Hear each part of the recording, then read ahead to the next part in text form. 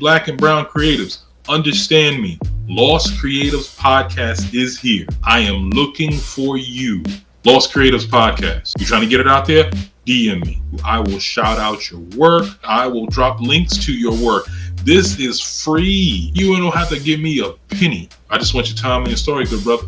I just want your time and your story, good sister. We have our platform now. Let's get out there. This is what's up. This is what you need to do. I want your work to be out there, and I'm waiting on you. Tell me a story.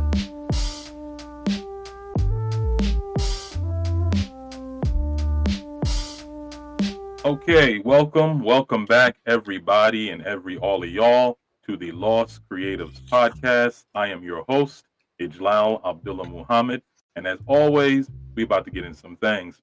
So today, yet again, and I hope it continues to happen. I know it will continue to happen. We got another special guest. I'm very excited to interview. This is actually going to be the first music producer that I'm going to have the pleasure of interviewing. So I'm really interested in hearing this good brother, seeing what he has to say about his creative journey. What led him to that, what he's working on. And I'm like always, I'm ready to go. So, let me go ahead and without further ado, introduce this good brother. He's a musical multi-hyphenate and a visual artist. He makes 1/3 of the rap trio Super Glock Bros as the sole producer and is also the founder of Memphis-based music and fine arts collective In Good Co. Mostly known for his prowess in music production, beat making, and audio engineering. He's produced for Billboard Top 100 charting rap duo Diddy and Tico, to landing a feature in Afro-Punk for his production of the Ash Leon single Big Dipper Style in 2017. He's been in several articles in the local publication We Are Memphis Music. He's even opened for artists such as Duke Deuce, Erykah Badu, and Juicy J at Tone's Juneteenth Festival from 2021 through 2024 under the moniker of DJ Texas Warehouse. Over the course of the last 2 years, developing and refining his skill set as a filmmaker, and aims to cultivate this skill set into his musical journey. Ladies and gentlemen, black and brown creatives everywhere, put your hands together for Sangkofi Jones, aka Spec, is in the building remotely. What is going on, good brother? Man, not too much, Another day of being blessed and being black, Blessed to be black. It is always another day, man. It's always another day. Mm-hmm. It is so many different things, so many different responses, but whenever someone says, I'm blessed XYZ, that's what's up. Especially when they say I'm blessed for being black, and being creative. It's just like, it's all good. I remember, there's this movie, I don't know if you remember it, called Rage in Harlem. Starring, I don't think I've seen it. Gregory Hines. Oh, you got to check that out. It's a good one. Okay. Right. Anyway, that's another one to add to the list. Yeah, definitely add that one to the list. It's really good. It's I don't know, it didn't catch fire, but I thought it was excellent. Starring Forrest Whitaker and the late Gregory Hines. Anyway, there was this one scene in it. I thought it was very significant. Where the guy, he woke up, he got inside his bed, and he's praying, he's thanking his Lord for, waking him up. He's thanking him for all these things, and he said, and I thank you for allowing me to wake up in my right mind. I thought that was deep. You know what I'm saying? You start off your day remembering who you are and what you're trying to achieve. It's, we dismiss so many significant things in this life, and just starting your day off remembering who you are and what you're supposed to be doing. There's no guarantee that that's going to happen. You know what I'm saying? Facts. So I just thought it was an excellent part of the movie. I'm glad they added that into the script. And I'm gonna have to start. I'm gonna have to start using that in my daily prayer. Yeah, man, that's what's up. So Yeah. I'm saying all that to say I very much love whenever I'm speaking with someone and they say, I'm thankful to be blessed with XYZ.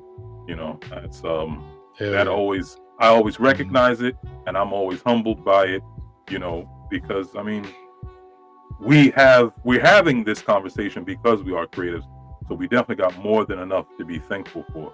You know what I mean? But yeah, thank Amen you to that, yeah. for saying that. Thank you for saying that, man. So yeah, as I said, you're the first producer I've been blessed enough to work to speak with. I'm very excited, man. I'm very excited to hear, what got you to that point, what made you want to do it, and I mean, you could have been great in anything, but you chose that route, and probably amongst many others, which we will most certainly soon find out. So let's jump right into it, good brother. As you know how we do on the L.O.S.T Creatives Podcast, you tell your creative journey in three. You break it up in 3 different chapters. Because I'm an author, I very much believe that storytelling is one of the best ways to convey information, receive information, and who doesn't love hearing someone's journey? So try to do it in like a story format. You did provide me your titles for your 3 chapters, which I appreciate, and they're simplistic, but they're hidden. They're very intriguing. So let's start off with chapter 1, titled "I Remember When." Go ahead, good brother. So, fun fact about those chapter titles: all music references. Okay. All music references, all 3 chapters. Yeah. So, yeah, man. So really my musical quick, journey was. I'm sorry. Really quickly. Yeah, go ahead. Not to cut you off. My bad. You said that, and it just made me think of something. As I introduced the chapters, you said they're all music references. So hook me up with the music reference. So I remember when. Where would that? Okay, I remember when. Gnarls Barkley, Crazy. Oh, okay, got it. Yeah. All right. Go ahead, my bad. Yeah. Go ahead. No, that's all good. But yeah, my musical journey kind of started when it was a little scattered, because I remember being in the single digits around like 7 or 8 years old. My granddad had got me this blue Johnson acoustic guitar that I had in my closet for years, up until I was like, I want to say 13 years old. And that's when I really started picking it back up, or like actually picked it up and started learning. But that wasn't until and I think it was around the winter of 2008, going into the summer of 2009. I had made a friend who would eventually become my bandmate, and how we formed this band was actually kind of hilarious, because my mom had got me Guitar Hero World Tour, I think that following winter in 2009, and I had the drum set, and I had the guitar as well as the mic, and me and the homie, we was just, I think either I was on the set, he was on the guitar, and after we got done playing for like 5 hours or something like that, we just looked at each other like, "You want to start a band?" It's like, "Yeah, let's do it." And so from 2009 up until 2015, we was, we had our group. It was called, we went through several names. It was I look back at these and I kind of get a little embarrassed by the names, but go ahead, man. One was X Genre, the other was Apples and Oranges, the third one was No Sight to See, and then we settled on like one definitive name. It was Freed, Freed, period. So yeah, that's nice. It's just it was quite a journey getting to that point, because we didn't know what the hell we wanted to do. And, it was like all these genres not knowing which one to lean into. So we're just gonna do all of them, you know. So yeah, I think also around that same time in 2009 when we started having our first. And at the time, it was just me and him. So we had like a little two-man band practice and whatnot. Mm-hmm. I went over to his the apartment he was staying in with his folks, and he had Fruity Loops on his computer, right? Mm-hmm. And so, mind you, we just got done practicing the equipment, practicing on instruments, playing the game and whatnot. He showed me the program. I'm like, yo, can I mess around with this real quick? He was like, yeah. Next thing you know, first 30 minutes, I made my first beat, and I was like, yeah, I like this. And so every weekend after that, come over to the crib after band practice or whatever. It's like, yeah, I don't care about all that other stuff. Where the Fruity Loops at? So yeah. At that point, I've just been cooking up since then. So yeah. You know, so many things right now. Thinking of. I remember Guitar Hero. Guitar Hero for me, what it did was it made me want to explore classic rock. Nice. That's what it did for me.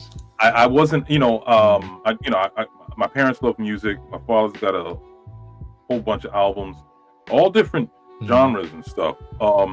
Not too much classic rock.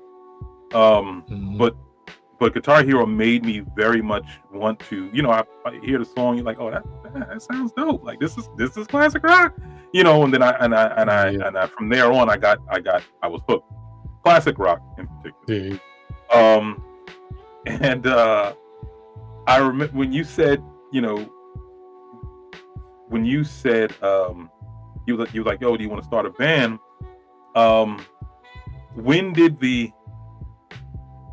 Is that when the real instruments came into play? Shortly afterwards, yeah. It was, okay. I think it was around,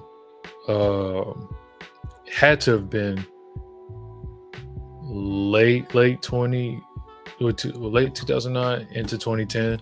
This was like, my homie got a 6-string. I ended up picking a bass. Because the initial idea was to just play my bass, not have to say a word, be in the background, just get my grooves and whatnot. But then once we started writing songs between me and the homie, call him Coda, right?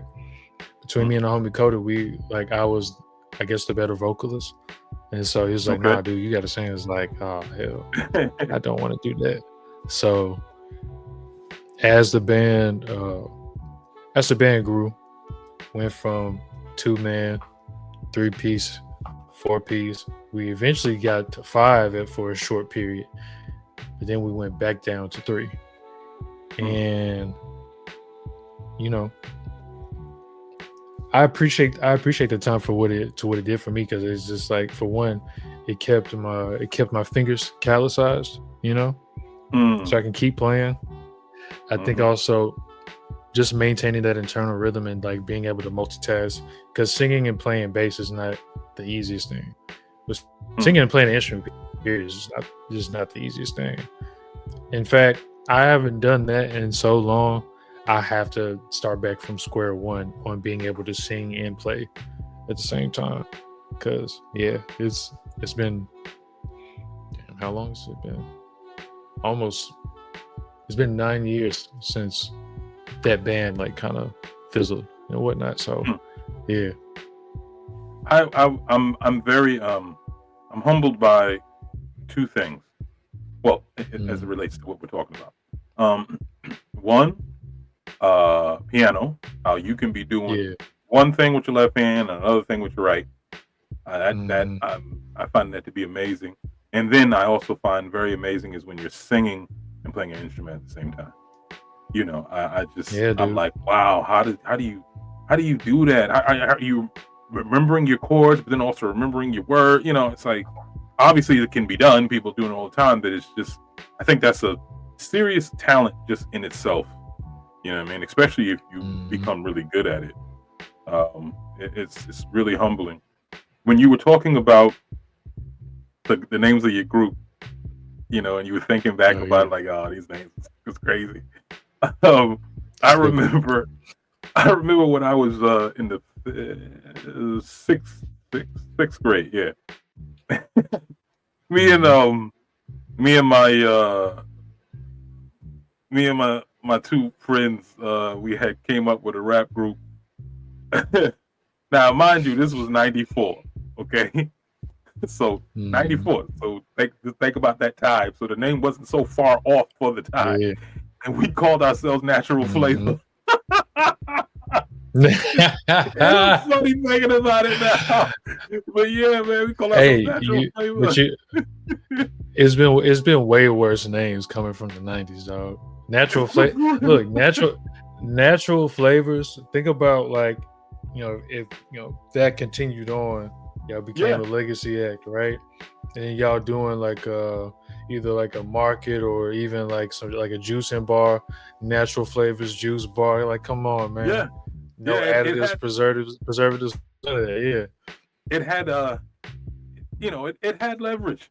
But and with that being said, you know, we was all right. We was pretty tight. You know, I was at the time, you know, our what was it? What's the word? I guess who we were looking at the time was Crisscross. Nice, yeah. You know what I mean? Because they were the young kids doing it at rapping at the time. So, you know, we was thinking we was gonna be the next Crisscross. But and leading to that, the whole reason why that didn't happen is because of my father. I was, you know, and I'm going somewhere with this. My father, I always wanted to DJ. Always wanted to DJ. You know, 80s kid. You know, of course, I want to scratch and mix and everything. My father was like, no. And he saw that, you know, I had creative talent. And one day, I don't know how the heck this happened, but somebody, we made a tape. We you know, me and my group, we made a tape. I don't know how the tape got to whoever it got to, but I kid you not, some record manager or whatever came to my father's house.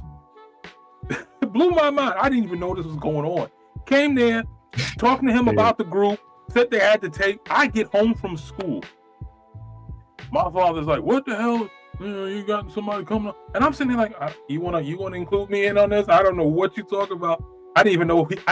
Anyway, he shot it down. Wasn't gonna happen. I had to tell them, look, I can't do the group no more. You know, My father and he said, and I quote, my name ain't Joe Jackson. You're not gonna mess up my kids. He said there will be no, you know, again, he talked about Michael Jackson's pop, right? And he said, he said, nah, you ain't messing up my kids. You ain't no none of that for you. So that deaded my musical future right in its tracks. But man, but I would try to find little outlets to try to recreate music, create beats that I could. You said that it was the Fruit Loop, right? Yeah, Fruity Loops, FL Studio 9 to be exact. Yeah, that was what I was using at the time. What? You know what? I remember Erica Dunlap. You probably know who she is. Yeah, that's good people right there. Yes, very good people. Very good people. Serious poet too, by the way. Serious poet, serious photographer, serious painter. She's doing it all. But Erica Cole, man. Erica Cole. She is nice with it. She said that what did she say? She said when she picked up the camera for the first time, she said it was like movie lights that went off for her. Was that what it was like for you when you had that Fruit Loop mixer and you realized that, you know, explain, you know, what was that like when you decided to do this and you did that and then it, you know, What was that feeling like? When I, you know, when I started to understand the software, I equated, making beats or audio production to like conducting your own orchestra. That's Mm, that's like those were the exact words that I said when I was talking to the homie about it. It was like it's almost like conducting your own orchestra in a way. Like this is cool. This is some like some cool stuff right here, man. Like I it in a lot of ways took some of the extra labor, or I would say mental and social labor that comes into like, incorporating other people, other elements into the thing. Just, mm, and just simply making the beat, right? But at that time, like I I prioritized that being super tough. So if anything, if I was gonna make beats, this was gonna be like its own little side project thing. mm-hmm.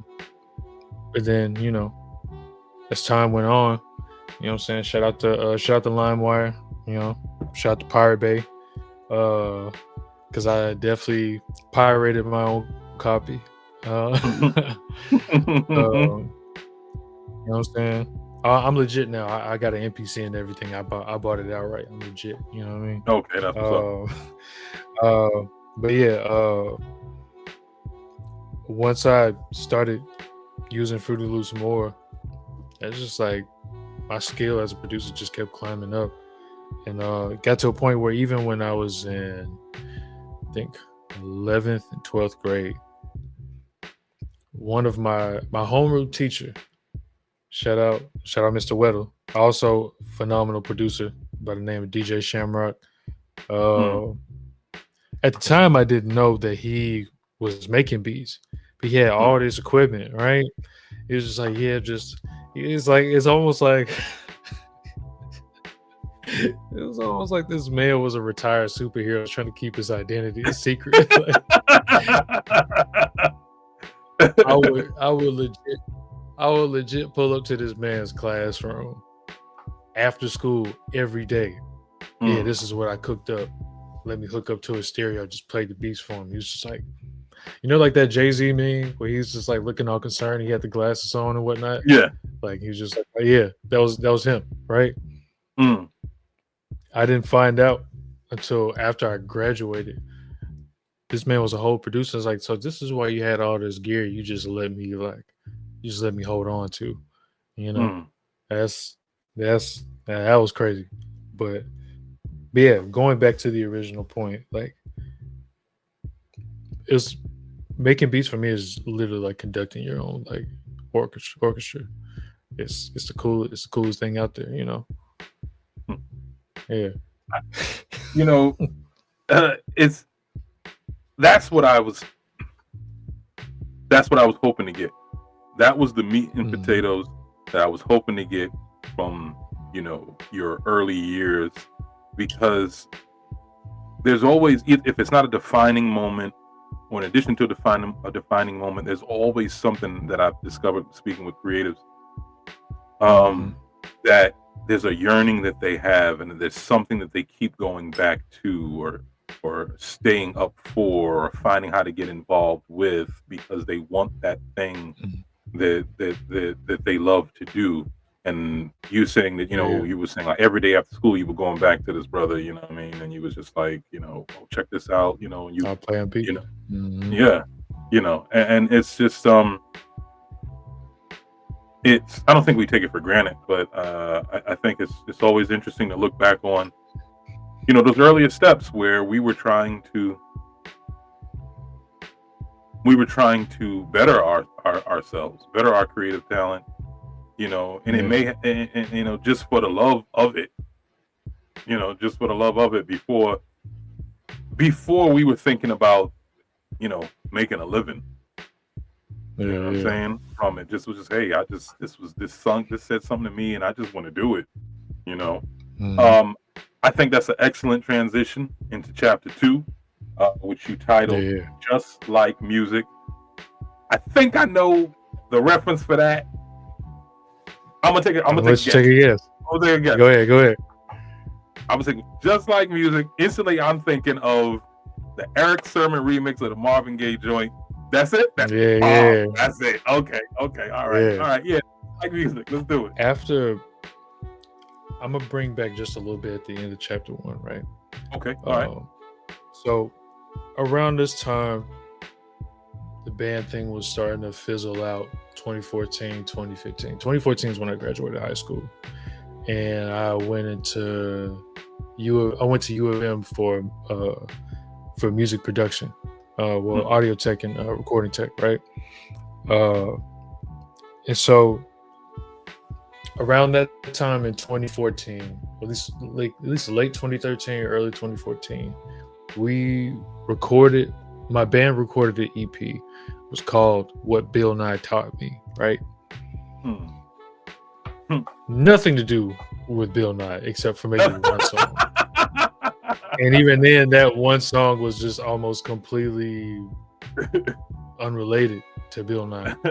But we recorded this EP with a guy, decent engineer at the time, but he was also like around early 20s, something like that. I don't know. But at the time, like when the band was like really gaining its like strength, we were really playing around the metal scene a bunch of the times, right? Okay. And if it was a case of if there was like a bunch more hardcore bands, we were the softest band in the room, or if not the softest band in the room, somewhere in between. And if there were softer bands, we were the harder band. We was the harder band in the room. Gotcha. And so everywhere we went, we stood out. We stood out a lot from just the musical style, like the musical styles that we like blended, just the grooves that we had. It was a cool experience. Like those are definitely some of my favorite times in just being a teenager. But yeah, we recorded this EP. EP's sounding okay. Things just didn't really mesh the way we wanted to. But then we came to an understanding that because we're in the hardcore scene, the metalcore scene, and all of that, a bunch of young kids that just have this whole identity around like posers and who's really hardcore and all that, right? And we decided to oblige them. We just said, you know what, whatever. We made at least one hardcore song. And people were so blown away by it. It was like, yo, the dude that gave us a lousy deal on the recording was like, I'll re-record everything for free. It's just like, yeah, nah, never mind. We don't want to redo. At that point, I just told myself, like, look, the three of us talking was like, look, I'm gonna go to U of M, go to there for recording tech. I'm gonna learn all the engineering stuff, so that way, anytime we need to book studio session, like we don't need an engineer, I got it, right? Just get busy. Yeah. Only for that only year I went to U of M for the band to fizzle, and it was like at that time, I was still deep in my producer bag. Like I was still cranking out beats, like heavy, still cooking, right? And it was like at that point, I could still use this skill set to further advance my own music, right? Yeah. But long story short, I would say, frankly, pissed through that whole first year. It didn't go back, went straight to work. I was like, all right, let me make some money. And at the time, still, I'm figuring out my identity as a producer, right? As a producer, Going through multiple names and identity is going to be a common theme in my musical journey. So I went from a very short-lived name, Anemic, because I did have anemia. I think I still do. Okay. I'm not sure. From Anemic to Speculate Beats with all the weird spellings. And then for a time, from 2015 up until late 2015 up until I want to say 2-3 years ago, I would Speculate the Philosopher. Such a long name. I ended up hating it. But but yeah, like It sounds. I like that though. It does sound dope. So yeah, it's but around like 2015 is where I really started to just start developing my identity as a producer, like what it is that like about me that makes me me, right? Yeah. I'm a perpetual heavy thinker and even greater perpetual overthinker, which is Mm-hmm. something that I've been working on growing out of, right? Mm-hmm. But, in a lot of conversations that I have, I would philosophize about just a bunch of random things, everything and nothing. So, Speculate the Philosopher became my name for a time. And that's when just things just started really kicking off, kicking around. I ended up meeting someone who ended up becoming another musical contemporary of mine and a good friend by the name of Javier Green. Mm. He was at the time when I first met him. He was going solo. He was a part of a two-piece rap group called the Sideways, but then he started Okay. going solo as the Sideways. Um, I got introduced to folks like the homie Boardlord that's now out in Oakland, and the entire music collective of electronic producers known as Rare News. Right? Mm. They like these were some of the most interesting group of white men I've ever met that made some crazy music. And I was just like, yo, where'd y'all come from? This is insane. And so it was like at that point on, like I started getting introduced into more of the rap scene, Okay. like pieces of the rap scene, pieces of like the alternative electronic community and whatnot. And then from that point, I also interned at Unapologetic at the time as another local a local label and Okay. music collective here. So Okay. intern at Unapologetic for a short time to further refine my engineering skills. Then that was back in 2016. Mm. 2017 is when. But actually, let's rewind a bit. 2016 was also the year that I met my homie Ashley on. Okay. This was while I was interning at Unapologetic. And that relationship ended up culminating to me making a batch of beats for him. But out of that whole batch of beats, one of them became the single Big Dipper style that landed on Afropunk shortly after its release, which was at the time a crazy moment for me. It was like, how'd you get us on Afropunk? It's kind of nuts, right? Then it was also around that time that Javier, the guy who I met, they introduced me to Rare Newts and everybody else.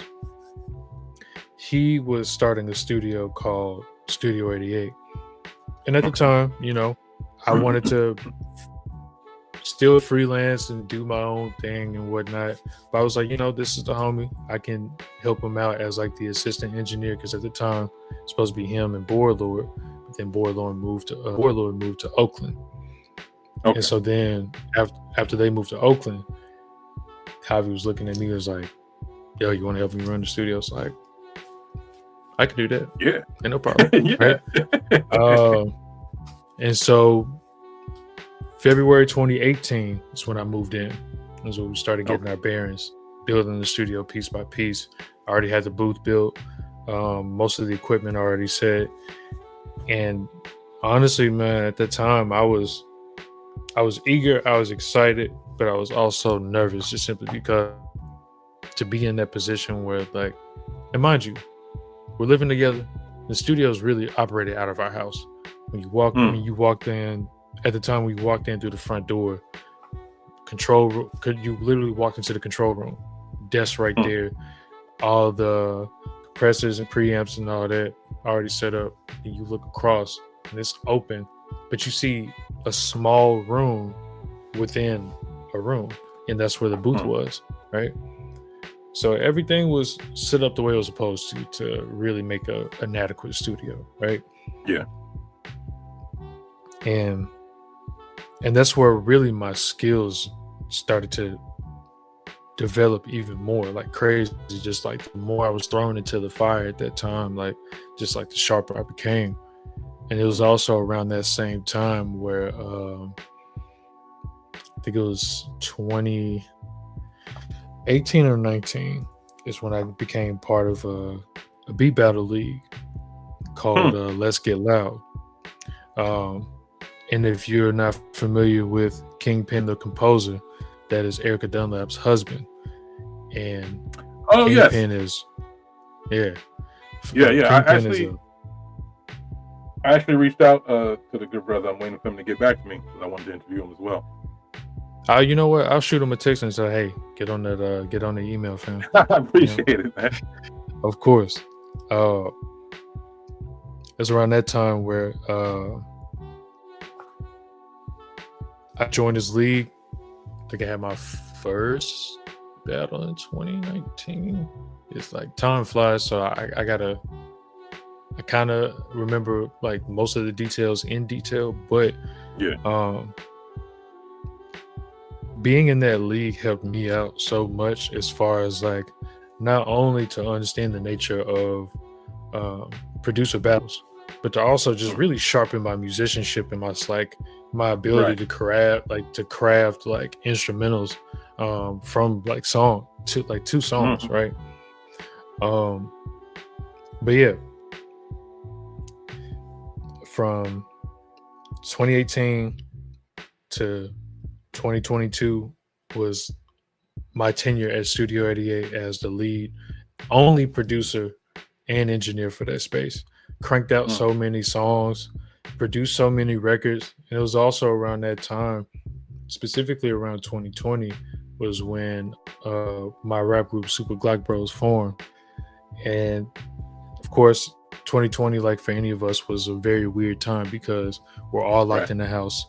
We couldn't really go outside much, or really couldn't interact with people that much. But for me, it was like I got my stimulus, got the unemployment thing. I ain't got to go to work. I could just make beats at home. I ain't got to see nobody. Perfect. I'm good. It was it was perfect, right? And so my homie Dane, who's another third of Super Glock Bros, he was one of our longtime clients, consistent clients at Studio 88. So he just wanted to come around and like, suck up the vibes and everything. And so I was cooking up beats in my room, and there was one beat that I made for him that was like, who else would sound great on this? My guy 91 Co. And here's a story about 91 Co. He's also the final third of Super Glock Bros, right? I first met this man during one of our sessions at Studio 88 when there's a song that Javi wrote called Scorpio Girl, one of the beats I made for him, right? This man, Cole, came in because Javi called him. The man came in straight from work, button down, tie, everything. He's like, yeah, what's going on, bro? What's going on? Yeah. Sat on the edge of the couch. All of this happened within a span of 30 minutes. Sat on the edge of the couch, played the beat, wrote the verse, went in there, one take, boom. All right, I'm gonna holler at y'all. I was like, yo, who is this man, bro? Who is this dude? Yeah, it was like, yo, who is he? Like that was crazy, right? And so at that point, it was like the beat that I made for Dame in 2020. It was just like, yeah, Cole would sound great on this, right? And now also at that time, because it was like pandemic, everybody's a little iffy about congregating so heavily, which is understood, right? But after some months of convincing, we finally got him over. We finally and that's at that point what was supposed to be a session for that beat in specific, I ended up making an entirely different track. And that became one of the first songs we ever did. It's called Change the Subject. I think that was one of the first songs we've ever done. And it was it's like at that point, the more songs we made, the more it was just like, man, the three of us is such an unlikely trio. Mm. because between myself, between Dane, between Co, I'm more of like the weird mad scientist producer guy. Dane's like, street life, like, what I'm saying? And my guy Co is like super chill, Mr. Holistic. You know what I mean? And there's also, if you're familiar with The Alchemist, Freddie Gibbs, Yeah. Larry June Currency, right? Yeah. So if you're familiar with the Project Fetty, that is still one of my all-time favorite Alchemist produced projects, because you got Freddie Gibbs and Currency in rare form, and they sound so good together, right? Mm. And what's crazy about when Super Glock formed, and around the time that I stumbled across Fetty, Alchemist being one of my top favorite, if not my favorite producer. Dame is a fan of Freddie Gibbs, similar backgrounds, all that. And then Co is a huge fan of Currency, right? And so it's just like, and we all like some of the same things. So it's just like, it kind of all made sense. Yeah, man. So in the middle of a pandemic, we got, shameless plug, one of the greatest rap groups to ever come out of Memphis. I gotta just go ahead and say that. Yeah, man, big yourself up. That's what's up. But yeah, and let me know at any point that I lose you. I've been working on my rambling skills as well. So, nah, man, you ain't lost me yet. No, you good. Don't worry about it. Look, don't worry about it. Keep going. Okay, I heard that. So yeah, from that point came Super Glock Bros, a bit of a pandemic, turned Studio 88 tenure. And around that time as well, things were really starting. We were really like locked into the studio, myself and Javi, just cooking up a bunch of music. And it was at that time we also wanted to start slowly dabbling into, getting some music videos out. We ended up making a song called You're My Jesus that he wrote and I produced alongside another artist, Brendan Valines. After we shot the music video for after they shot the music video for in like 2021, that music video ended up winning Best Hometown Award in Indie Memphis Film Fest that year. Nice. And so, and prior to that, there was a whole other song that we made called Shea Butter. Like the music video, the music itself is like, it sounded like it should have belonged on the Black Panther soundtrack, for one. Nice. Two, the music video was a full-on reference to Raging Bull, phenomenal Scorsese flick. Okay, so, yeah, I know what you're talking about. With Robert De Niro. Yeah, it's just, the song was just a bop, man. It was a really great song. But yeah, then around like, I want to say 20, oh man, that's like a bunch of other details, like I might have like skimmed over a bit, but just in the Just Like Music phase early on, 2016, I cooked up some beats for 2017, cooked up some beats for Eddie and Tico. They ended up landing on their Worthy Negro album and ended up landing in several placements on the Billboard charts. Let me see if I can remember correctly what those charts were. It was,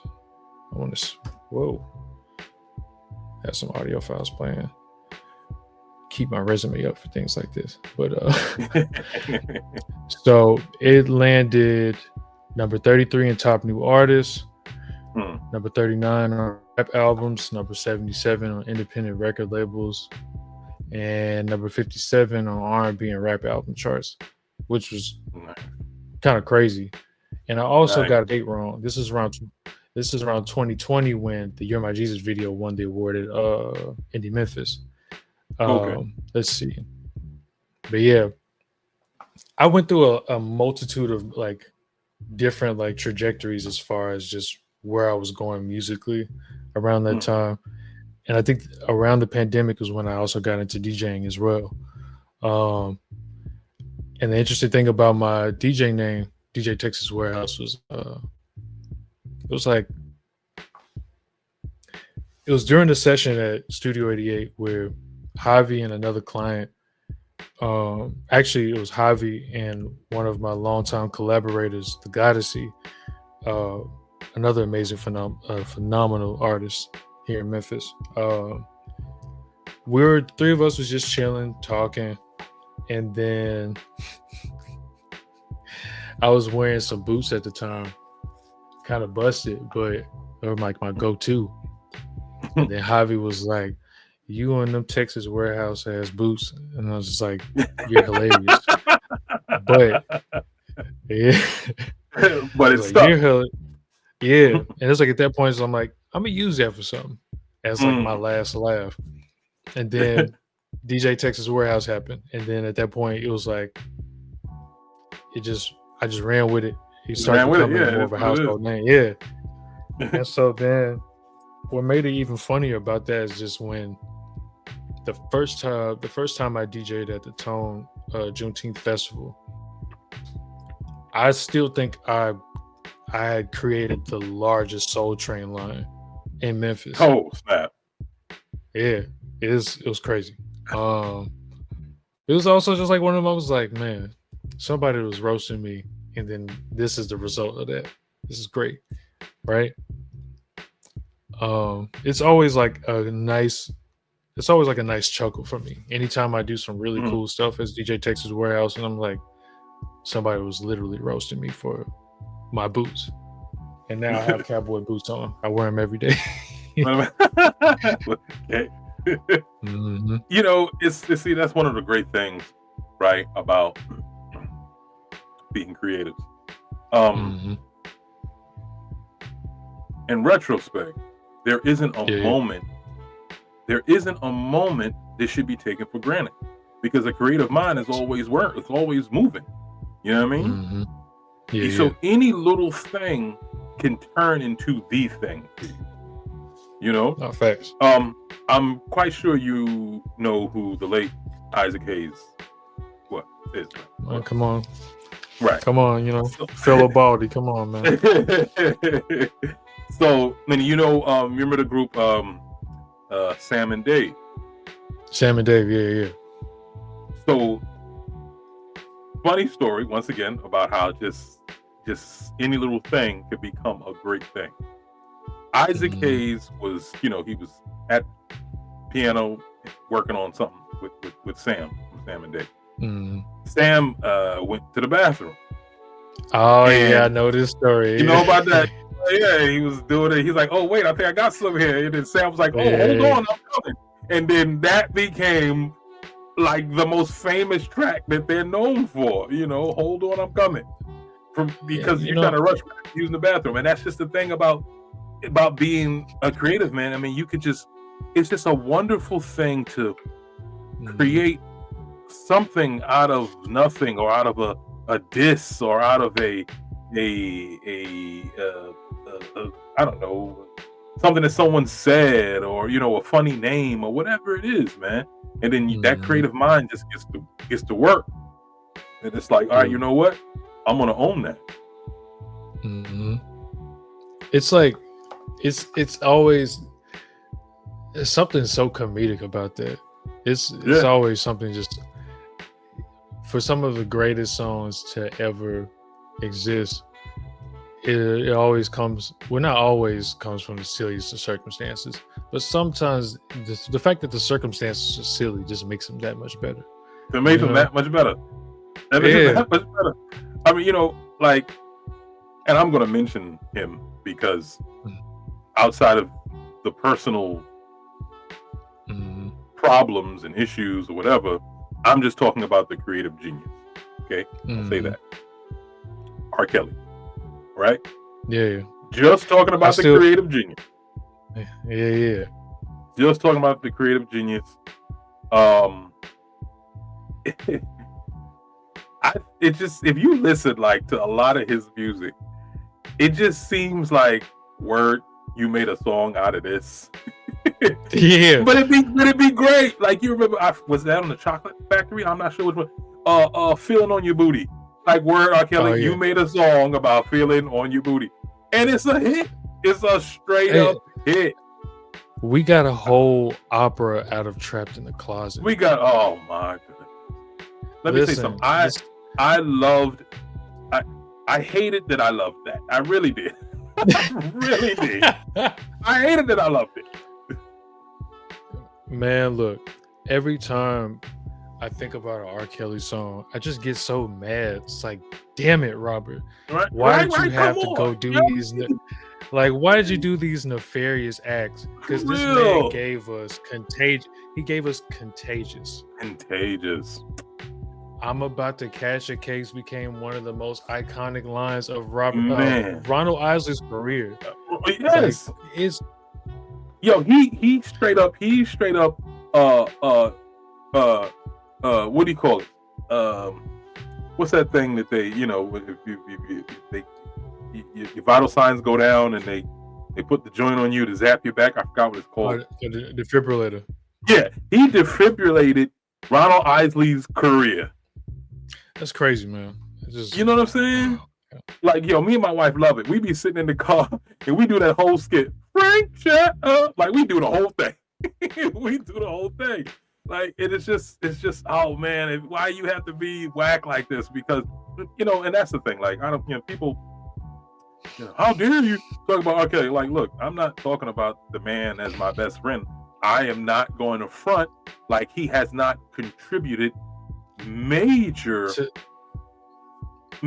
to the musical world. Come on, how we gonna front? You know how many songs he wrote for people? Oh man, it's one of the. It's like, I feel like in an alternate timeline, Robert Kelly has just to be the most angelic human being, but in this one, he just had to be nefarious, just diabolical, and it ruins because he had kids singing "I Believe I Can Fly." Yo, you know what I mean? It's yo, one of the greatest one of the greatest ballads. Not only that, but man, I don't know how many graduating classes had to sing "I Believe I Can Fly" because of Robert Kelly. That was like the graduating song. You had to sing "I Believe I Can Fly." I am the greatest. You know what I mean? Like, it's just, come on, man. I found this out about 4 years ago that he wrote Maxwell's "Fortunate." I was like, and then when I thought about it, I'm like, you know what? I just listening to the lyric, I'm like, yes, that definitely is a Kelly track. Definitely. Yeah, he worked with Michael Jackson.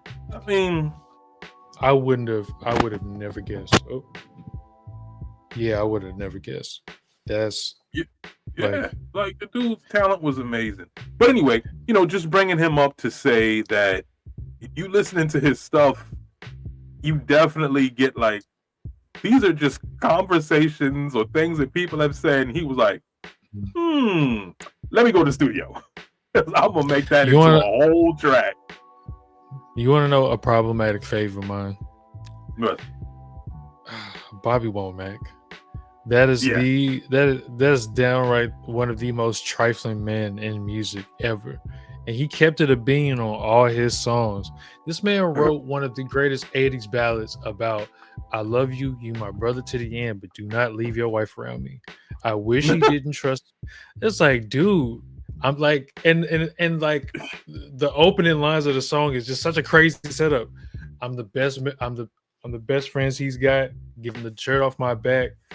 It's like, it's just going to like, he just can't leave me alone with his wife.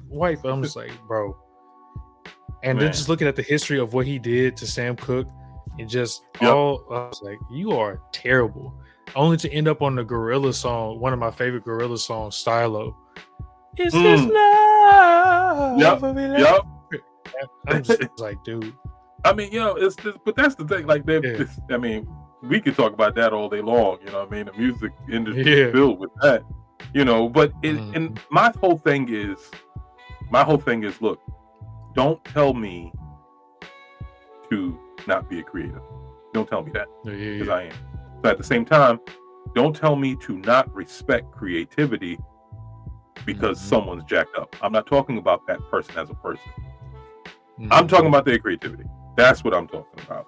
You know what I mean? Yes, they messed up in all sorts of ways, whatever.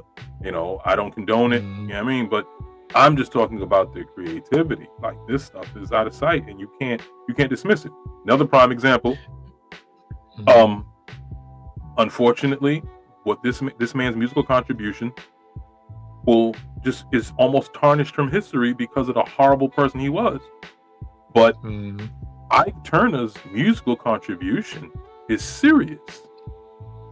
No, absolutely. Serious. He was the first for a lot. Yeah, and because of how horrible of a person he was, you know, it's just dismissed. And I mean, at the same time, it's like, okay, well, you know, you screwed up your own legacy, but I didn't forget. You know what I'm saying? You know, as a music lover, I didn't forget. Like, yo, this, you know, you can't front. But anyway, it's a weird. Yeah, I'm like, good. It's a weird, like, when you think about people like Robert Kelly, right, Turner, Puffy, right? It's in the many ways, and you can even use Joe Jackson, right? Yeah. Some of the greatest contributors to just music in a multitude of ways just have some of the most nefarious, like, just the craziest of backgrounds, or just the craziest of just like things they do outside of the spotlight. And and it's like you can't, that's where things get tough. And even I'll say this, one like a rapper who's my absolute favorite at this point is Kendrick, right? He has songs where he kind of toes the line of controversy when it talks about, you know, separating the art from the artist. And it's a tight it's a very, very interesting tightrope to walk on, because it's like, especially if you know the huge list of contributions that they've contributed to just the art form, but also in that same breath, like, you can't leave this man alone with nobody just because of like the history of what this what this person could more than likely do. It's just like, you know, like you said, it's some things cannot be dismissed. Like, you can dismiss a person and the quality of like of a human being that they are. There's also like, in no other timeline, or maybe in an alternate timeline, someone else could have done this exact same thing, right? In this timeline, unfortunately, we are stuck with some really shitty geniuses. Yeah, exactly. You said it best. You said it best, like, man. Like, you are phenomenal at your craft, but I cannot touch you with a 10-foot pole. And on that side note, because knowing how iffy a lot of the industry is, like, I respect Jay-Z's contribution to music, I respect Puffy's contributions to music, but especially Puffy, if this man was still around, I would not want to be in the same, I wouldn't even want to be in the same area code as this man. For real. Right where, like, if I see him, I cross the street type of stuff. Like, man. It's like, oh, Puffy's flying in, I'll see y'all later. Oh, yeah. Yeah, it's a trip, man. It's a trip, but you know, once again, I can't, as a creative, I love creativity, and I'm appreciative of creativity for the sake of creativity. You know what I mean? That's as far as it goes. That's as far as it goes. I don't, nothing else. That's no, just for the sake of creativity. But that's yeah. You know what I'm saying? But with that understanding, you know, of the different phases, I don't know if phases is the right word, but most certainly the development of your skill and your craft that you explained, transitioning straight into chapter 3, here and now. So go ahead. Luther Vandross, man. Yeah, right. Come, Yes. come, Yeah. come on, man. Oh yeah, My yeah, guy of course. Luther. All day. All day. So yeah, man, go ahead. Talk about here and now. Talk about the creative journey at present. Man, I've had to, and I'm still undergoing such a tremendous growth with you know, with my my musical and my artistic journey, just simply because like over the years, one little tidbit I forgot to mention, just I guess in the introduction, was just like, for around the same time my love and interest for music has developed, my love for film kind of developed long Hmm. before that. Because Okay. when I was young, like one of my favorite movies as a kid was Ray. Jamie Foxx had a phenomenal Oh yeah. performance in that movie. Yes, he did. And one of my earliest childhood memories is remember like pretending to be blind because he played a blind man. It was just it's not my proudest moment, but it is hilarious. It's like I've always loved watching movies.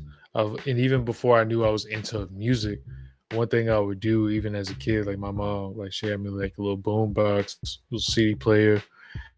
I had little headphones and whatnot. So if I wanted to, like, let's say watch the movies with the sound off, but then put my headphones on, like there's like an action scene or something, I wanted to just change the score to, like, oh, like this is cool.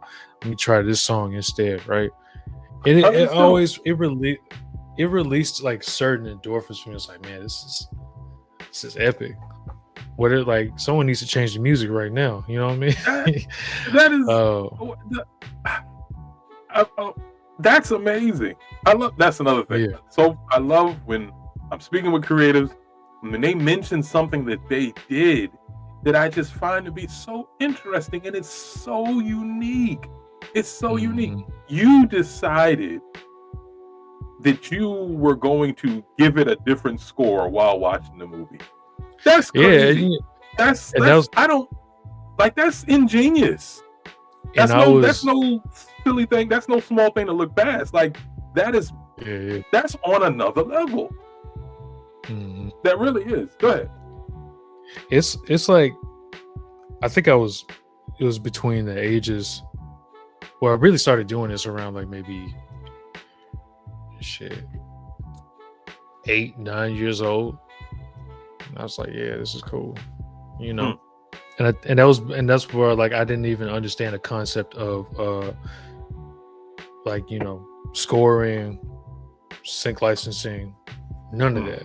I had no know-how to any of this. I just thought this was just the most interesting stuff because I listened to music my whole life. My mom was a huge contribution to a lot of my musical tastes early on, from Sade to Badu to Common, Kanye, Jill Scott, Ledisi, Jodeci, Maxwell, Gerald Levert, even going as far as like the Police or Sting, Michael Jackson, Michael McDonald. They just like my mom had crazy taste. She still got crazy taste, And so it was like, it was something about music that always just did something for me. I just didn't even realize it yet.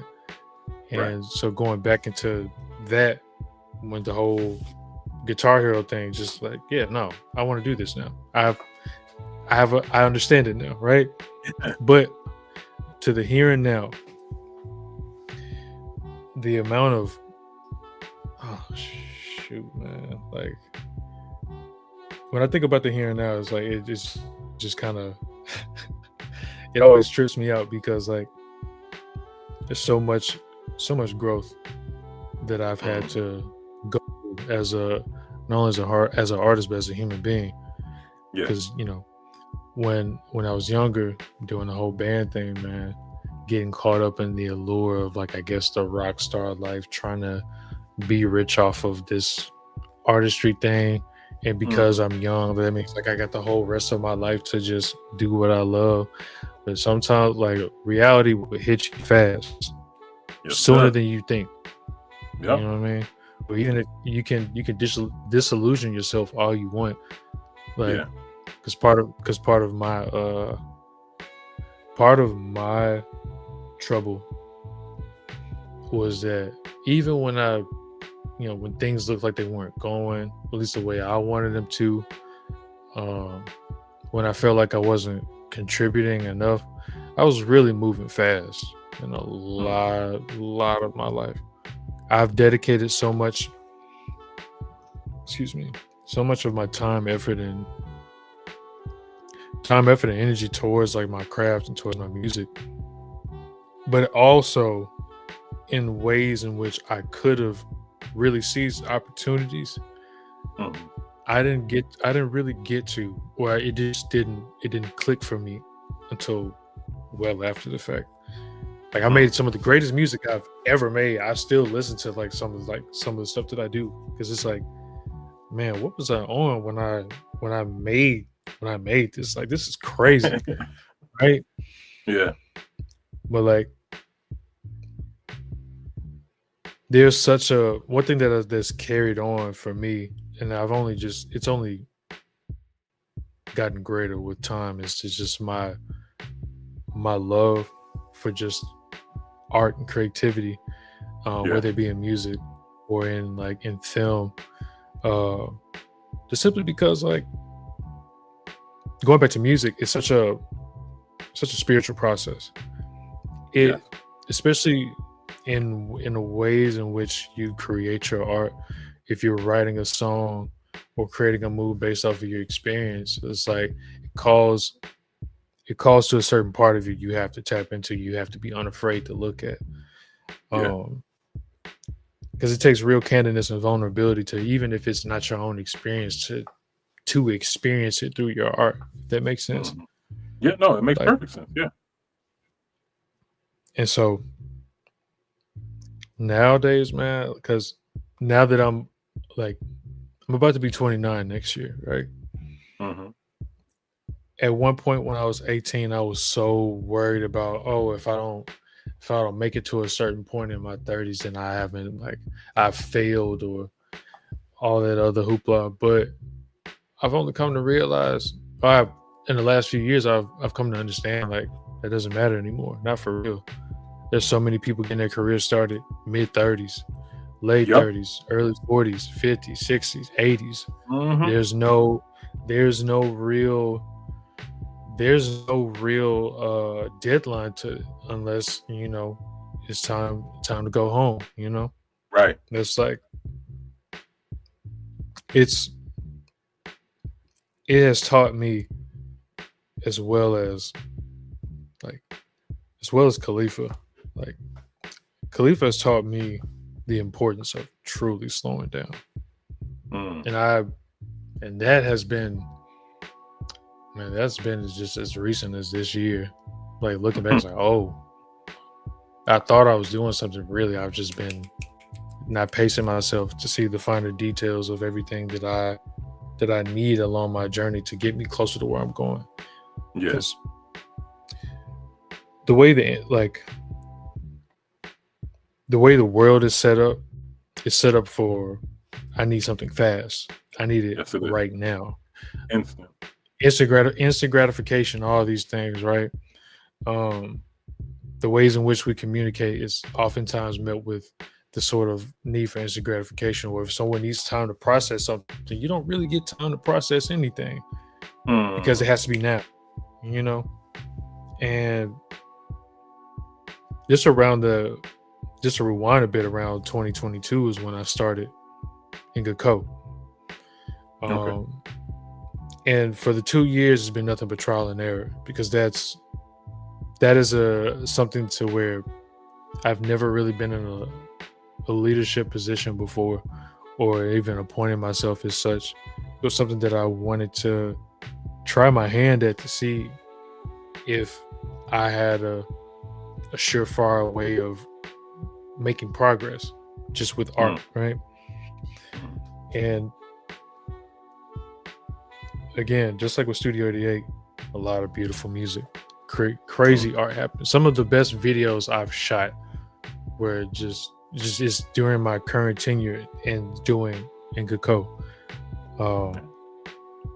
I'm at that point now where I'm truly actively trying to get back into, or really get into releasing more music, because in the time that between, I want to say now and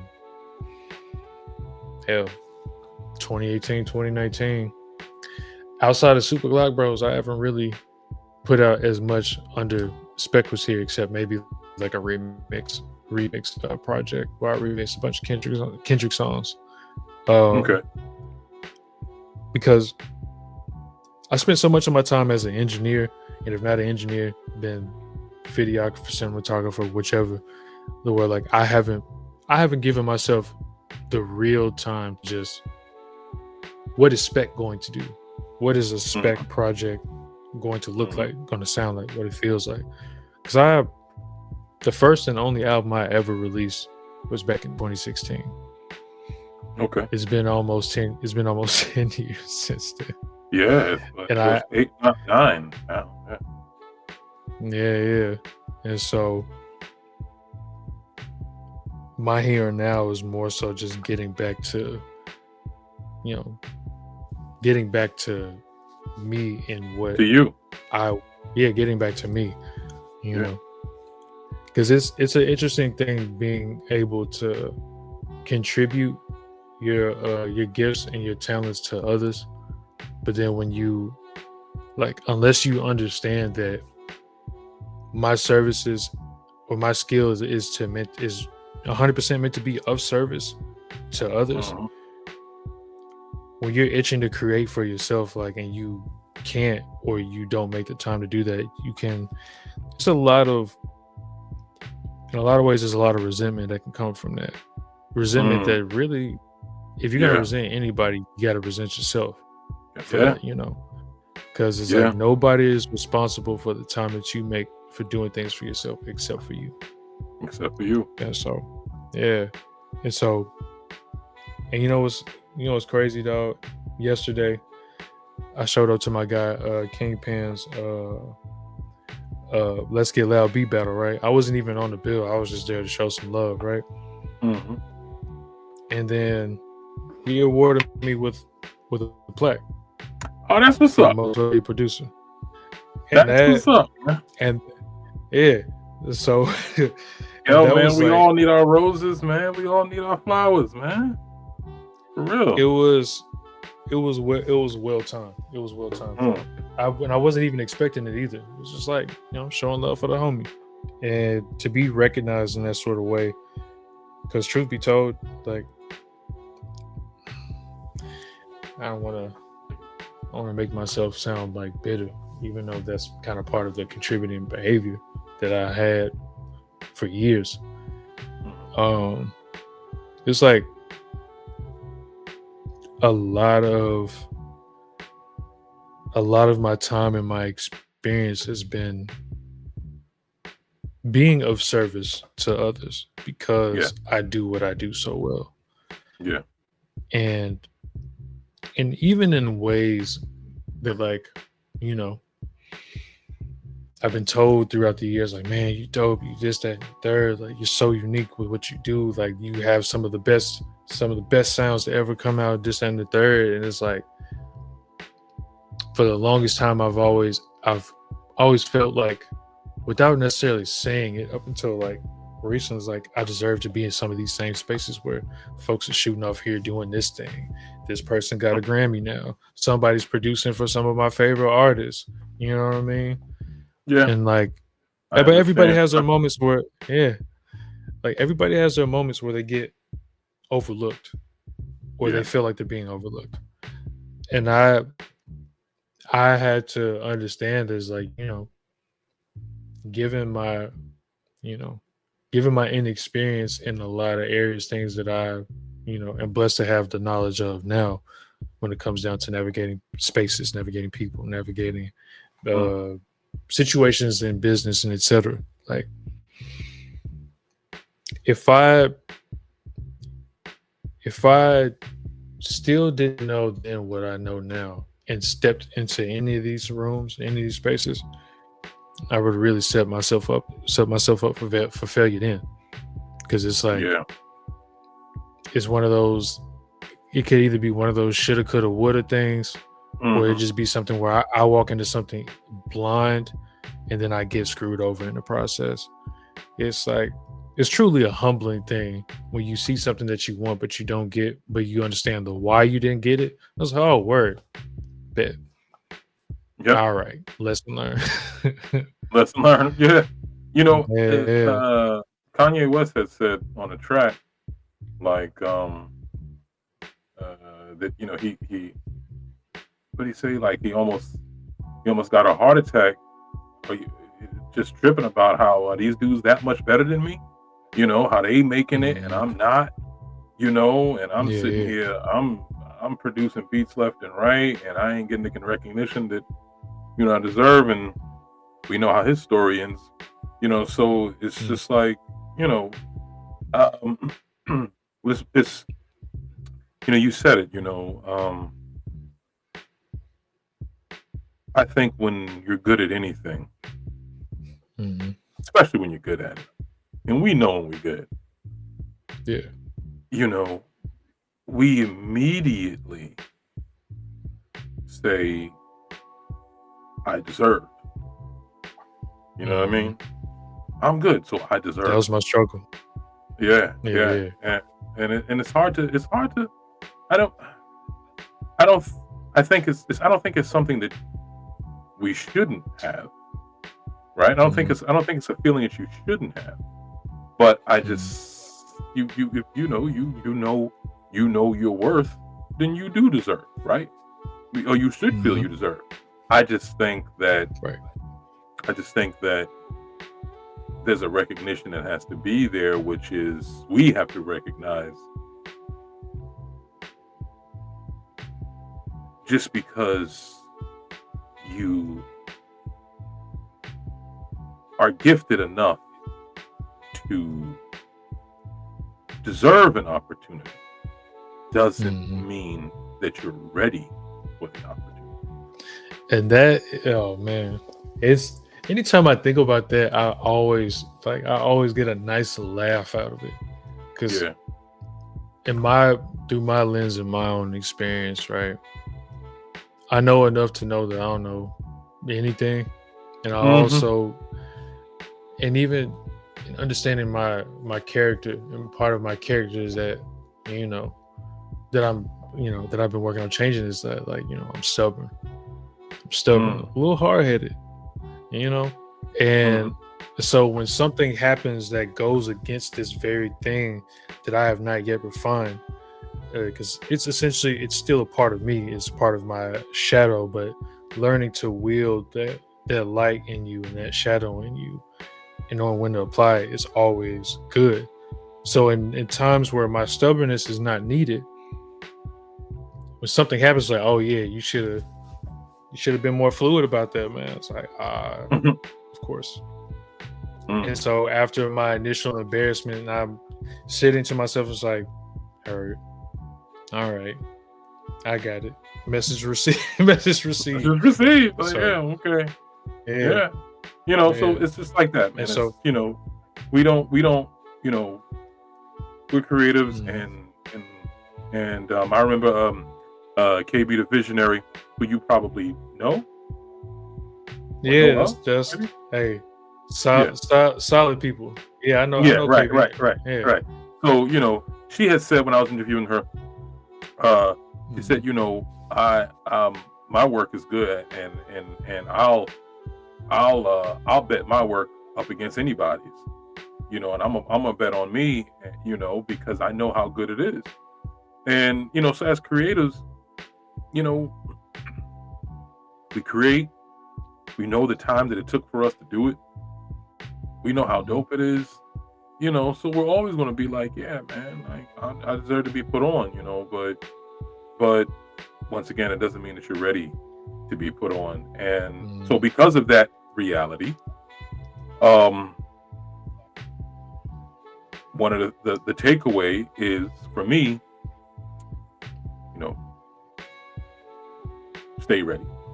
You know what I mean? Practice and promote. Practice and promote. Mm. All right. Well, I'm just going to keep on doing this. I'm going to keep on coming up with more things. I'm just going to keep on writing my stories. I'll keep writing my novels, and then when that opportunity comes, I'll be ready for it. Yeah, because when it hits, it never hurts to keep the steel sharp. Yeah. It's because if nothing else outside of preparation, it's like you gotta love what you do. Like Yeah. when when there was even a time where, like, I want to say 2 years ago, there was it was like about a year ago. There was an entire batch of beats that I made for a series of EPs that I'm working on. There's an entire batch of beats that I made. And I was just like, what was I doing when I crafted these? This is crazy, right? Yeah. And I think even now, like, because like I keep my NPC with me just about almost everywhere I go, and so for me, like, even if I have nothing of urgent importance to like work on, like, just to keep my drum skills in check, I'll do what I call drum drills. I just create like just for maybe like 30 minutes to maybe an hour. I'll just craft up some just like not only drum patterns, but start really working on my sound design of my drum texture and tone, finding the right pieces, manipulating the right pieces, working on my rhythm, working on my syncopations, working on timing, all of that, right? And also I do the same thing with like my sample chops as well. Because I look to the Alchemist so much. He's like his choices of samples are always great, and how he sets a mood with these samples, because it doesn't have to be the craziest thing. He doesn't have to do the most off the wall. It's all in. Just like I had a conversation with two other producer homies of mine at the battle yesterday. Like, it's all about how you craft your ingredients. If chicken is like your primary ingredient, there's a multitude of ways.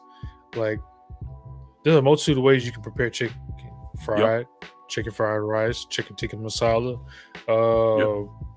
I don't know, whatever, right?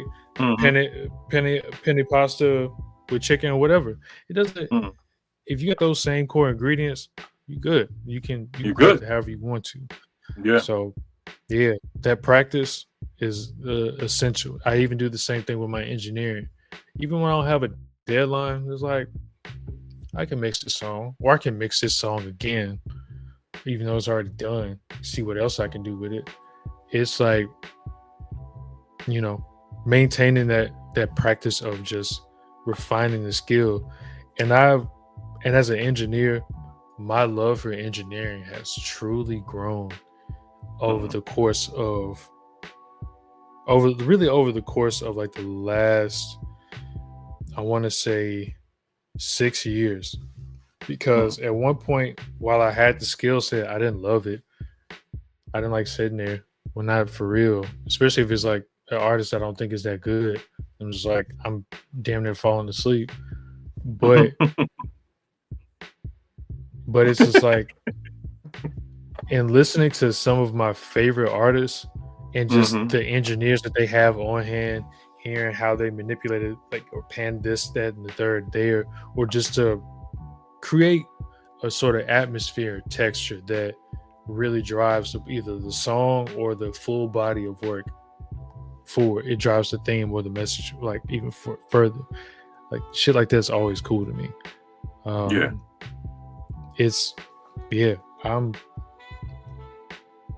love what I do, man. I could be 80 years old, having not touched a single Grammy. You know what I mean? I'm just like, look, I will keep doing this till I can't no more, man. So that's what really sets it apart. That's what sets a creative apart from someone who has a skill set. You know, you can find someone Mhm. who's good in something. You know, just got raw talent, right? Yeah. Like, oh, I can do that. Blah, blah, blah. Yeah, I mean, but Mhm.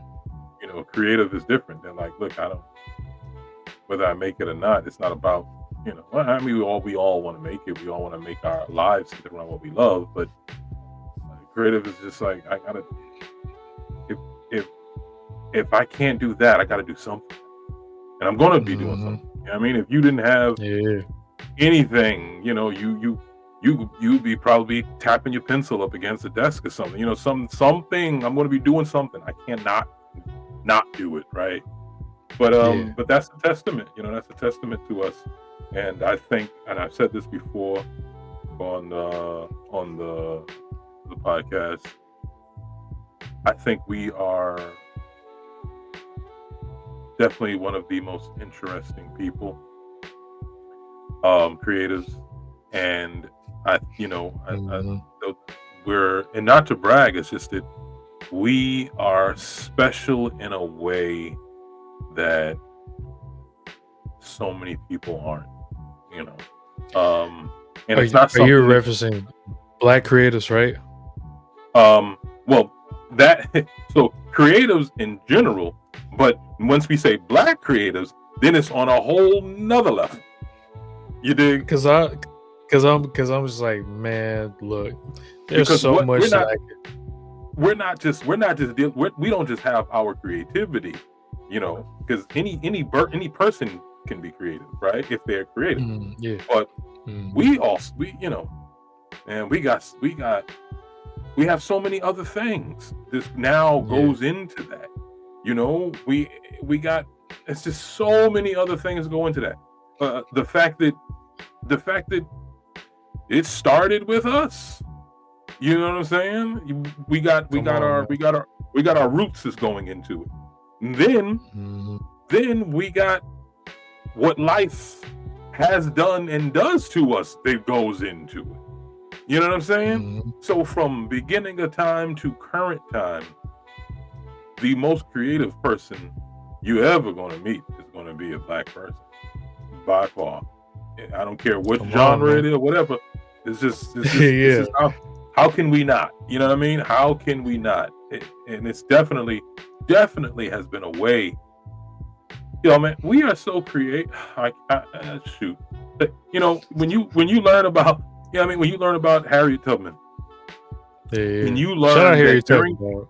yo, for real, you learn that during that time we would braid the route to take in our head. The braid design Because would we like actually that. be a map. Like, come on. Because we Who like that, thinks of man. that type of stuff but us? Not to Because mention we the like fact that, that man. you know how much look, hip hop came from that. Came, you know, taking all the music out of the schools, right? Yeah, Taking down yeah. the you know, getting rid of cutting the school budgets, taking all the music out of the schools. So we can't, you know, we can't learn to play instruments, right? Because you're trying to make sure that you don't create any more Marvin Gaye's, you know what I'm saying, or any more Isaac Hayes. You don't want, trying to make sure that doesn't happen anymore. And then what Mhm. do? We find a way to, okay, I'm gonna take that turntable right there. I'm gonna take that record player right there and watch what I do with it. I mean, it's Man. consistent. That's So what. many things. Go ahead. No, no, no. Please continue now, and I'll finish my thought afterwards. No, I was just ending off. Like, there's so many things. That's just one. I mean, it's a plethora of things Yeah. that, you know. Look at what look. You know, I hate the fact that I have a love and a hate relationship when it comes to what's called soul food. You know what I mean? Oh, yeah, yeah. I really do, because it's just like, I have a love and hate relationship with it, because it's like, okay, I understand it, and at the same time, it's like, you got to understand that that's not necessarily the food we came from. You know what I Yeah, mean? yeah. A lot of that was stuff that we made taste good because we were given the garbage. We were Mhm. given the garbage, and we have found a way to make the garbage taste good. There's a large reason why African Americans have such a health issue as it relates to salt, because we had to make the scraps taste delicious. Ain't nothing but a Well, creative mind can do. I really, really want our black people to be free from the shackles of these booty noodles we call chitlins.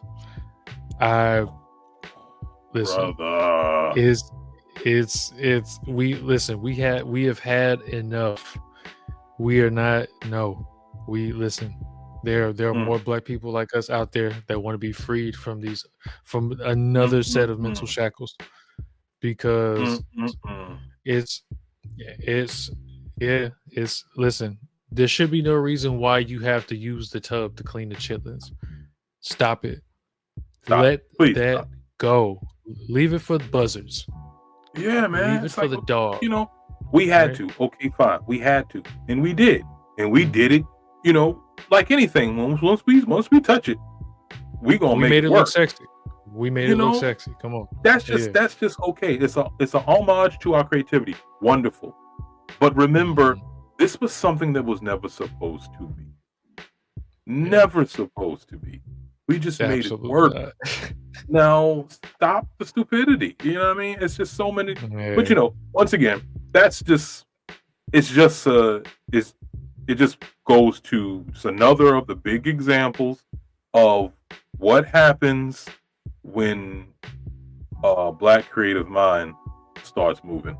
One of my favorite creatives of all time, George Washington Carver. I mean, man,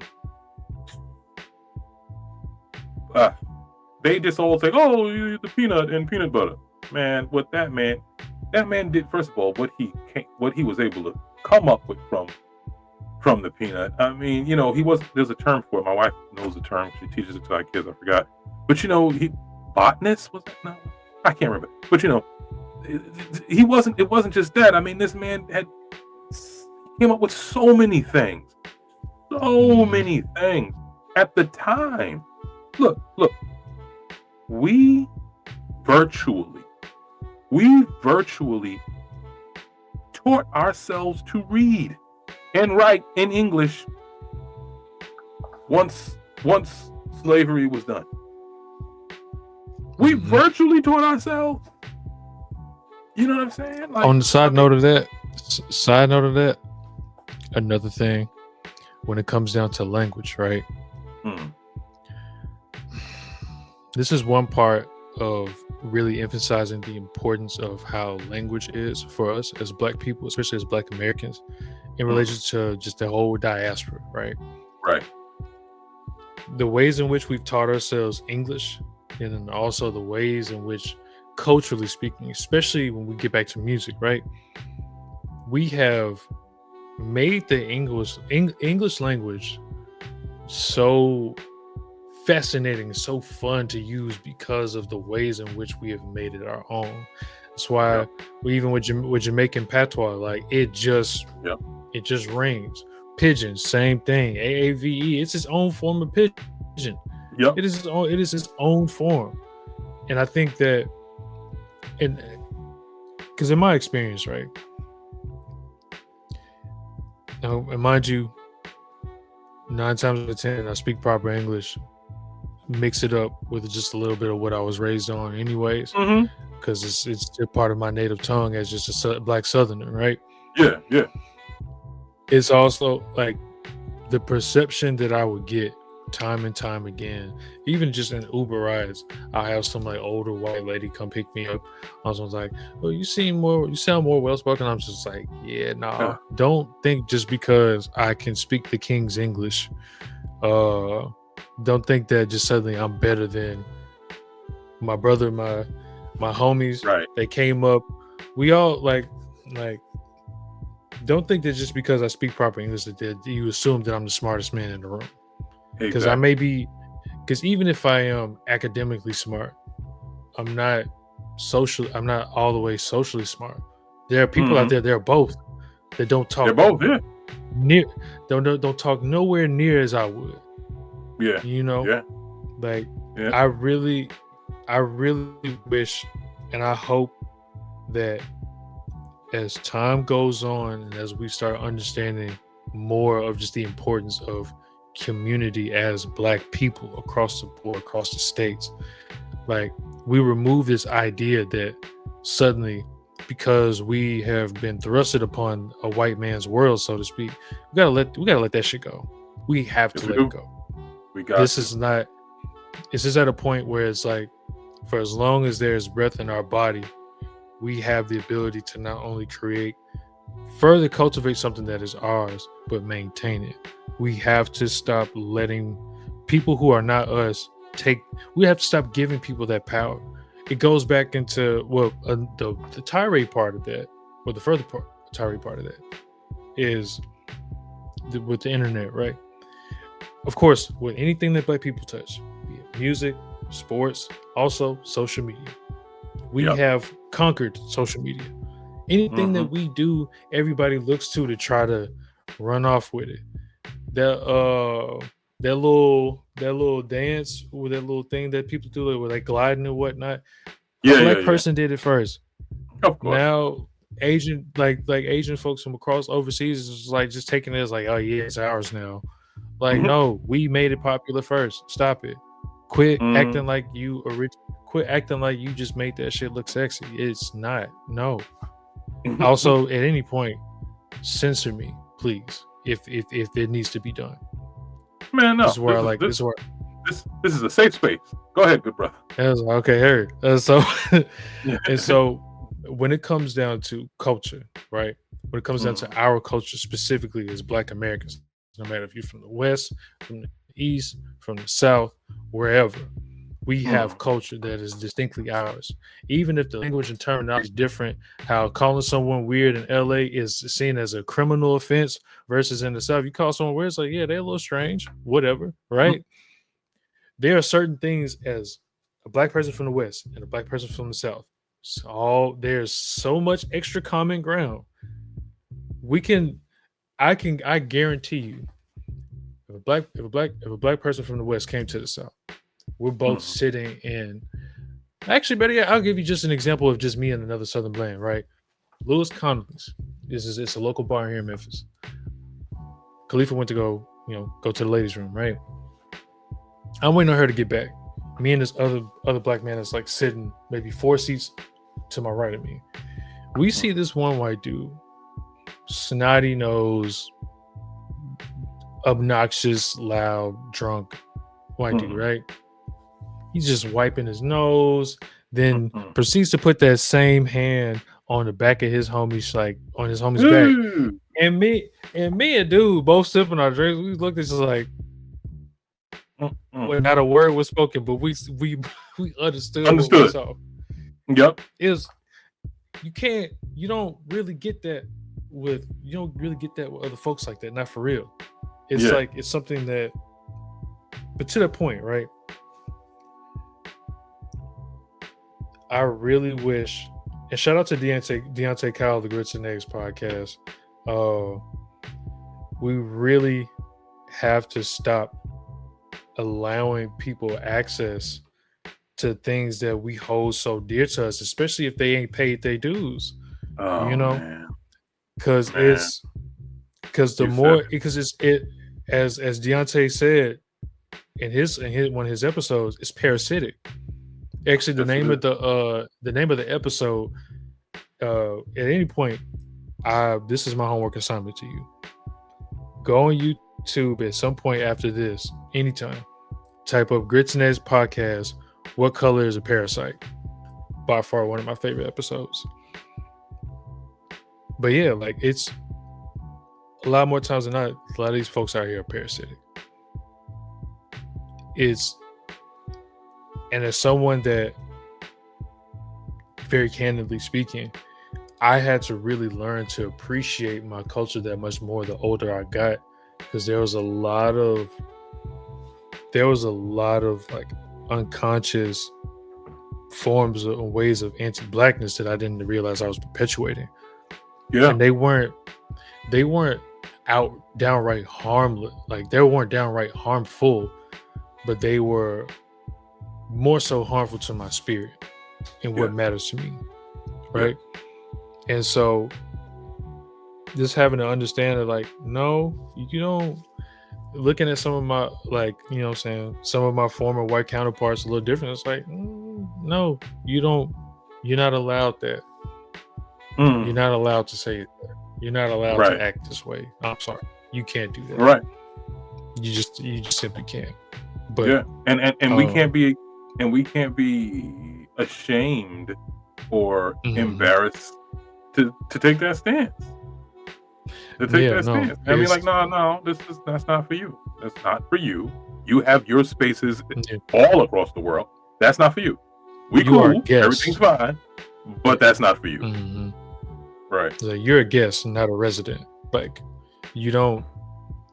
And it's like, it goes into a conversation. I think one of many Kanye-esque rants that I be having either between my homie Dame or Khalifa, just on the importance of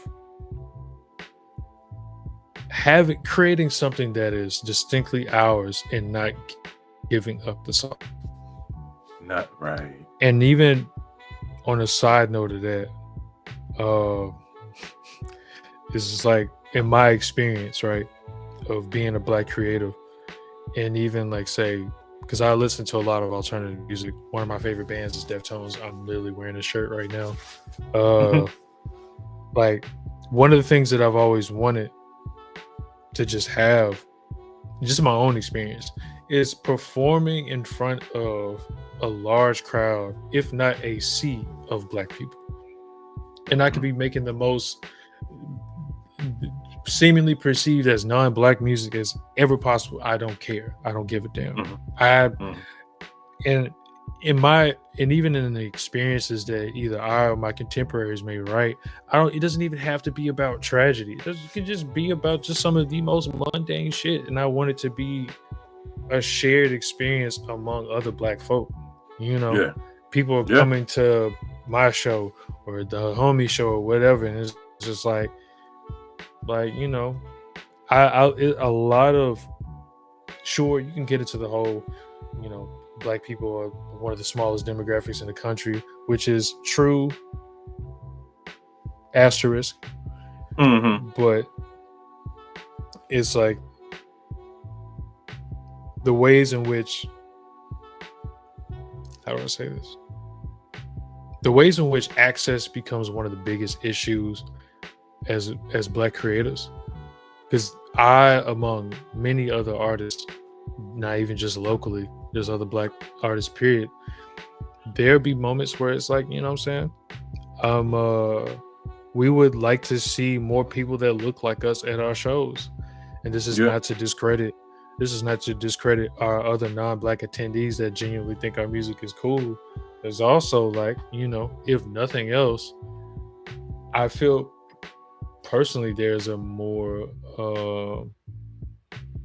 I feel like it's easier to give Black people leeway into just liking something because they think it's cool. It just feels like, well, as a Black artist, it's made it for you, shared experience or not. Right. It's because at the end of the day, even when you don't realize that a lot of the experiences and nuances that you go through, this is just me speaking to the as I hilariously dub the practitioners of Kundalini, whether or not they realize that the little nuances of which microaggressions, all that, the whole name, all the buzzwords that they experience, like this art that was made, like you have, whether you like to think so or not, you have some of that experiences. That's why when Lil Wayne says certain things, I'm just like, dude, you are literally blood affiliated, and I don't know if he still does. I hope he isn't drinking promethazine anymore or any sort of like, lean or whatever. I was like, you sip lean. Now, granted, Mrs. Officer is a bop. It's a classic. You made Mrs. Officer. While I do understand that your experience is valid as far as like this officer saved your life as a young boy, so you got to give your respects. There's also like, you can't you can't dismiss the other things that make you you. You Yep. are nonetheless a pillar in modern day hip hop. Mm-hmm. Like you are a pillar in that. Like, and so your experiences, while still uniquely yours, there's a lot of shared experiences that you know that you have that you can't overlook. You cannot overlook. You know what I mean? Yeah. Yeah. Tyree done. No, man, it's all good. I mean, hey, look, there's nothing better than when the conversation uh, goes so well that it just continues Yeah. it just continues to run into something else, and then another side point this and side point that, and that's when you're cooking with grease, right? Oh, absolutely. But let me go into the segment now where I like to ask the few generic questions that I ask all creatives, starting with do you consider yourself a creative? Yes, I do. Tried and true all the way through. Yeah. It's one of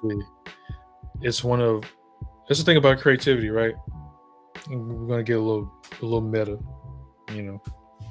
It's like when the conversation around, like, as human beings, us being made in God's image, right? Mm-hmm. God, I consider formless, genderless. It is so, God is so far beyond our comprehension. The best thing that the best thing that God could give us is an ability to make sense of something beyond our comprehension. Yes. And so when it comes down to creativity, right? If we are made in God's image, then the things that we do, especially as Black people, as Black creatives, is godly. And the ways in which we create music, create visual art, the way that we create imagery with our words, the ways in which we can make our lives that much simpler by creating something that could simplify a task for us. There's divinity in all things when it comes down to creativity. It's like I'll quote my guy Javi. It's like, in the ways in which he uses art, like art can be used or should be used as a vehicle to get you closer to God, right? Like the way in which I look at art as the mirror, right? It is the mirror in which we hold towards the world to see itself.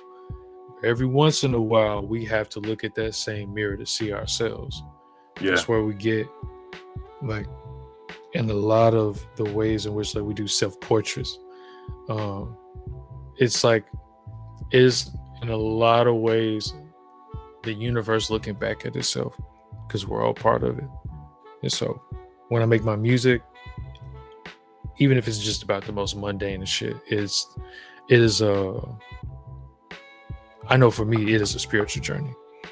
It is a ways in which not only I can look within myself as an artist and as a creative, but also as a human being, see what mood is emphasized with what, based off of what my hands feel like doing. What sample is speaking to me the most that I want to make the most out of, right? How can I improve upon this very thing that I've been doing already for 15 plus years? I'm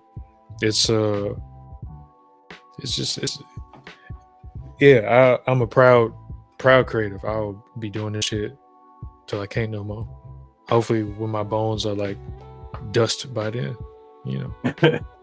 That's what's up. That's what's up. Kamar Bazaar, formerly known as Echo Freaky, I had the pleasure of interviewing him. Brilliant painter. Yeah. He said something very similar to what you were saying. So it's always interesting when there's a similar understanding to how we view ourselves as creatives. What's the most challenging thing about being a creative, in particular, a producer?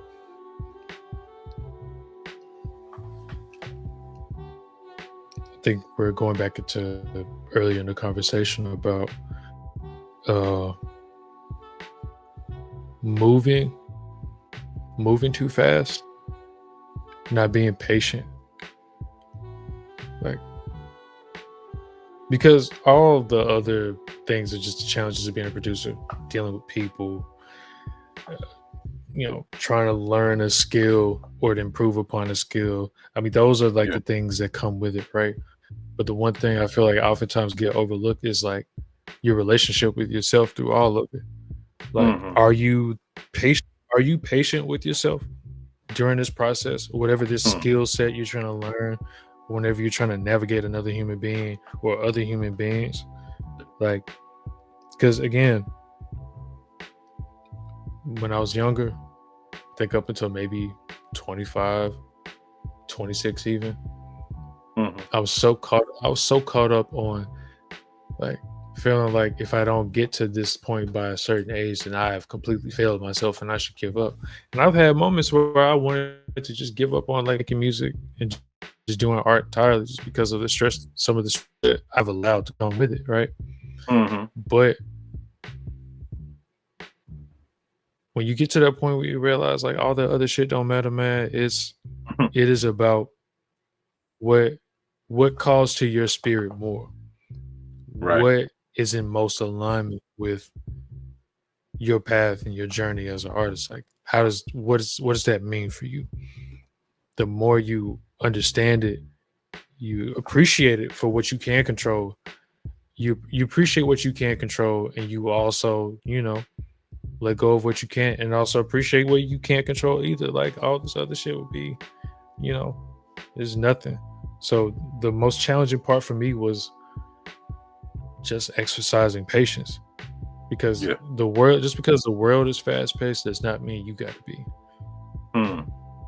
My time will come when it is written. You know what I mean? My time will come when I am ready. I won't know that I'm ready until I am. You know. Yeah. That's what's up. So yeah. That's what's up.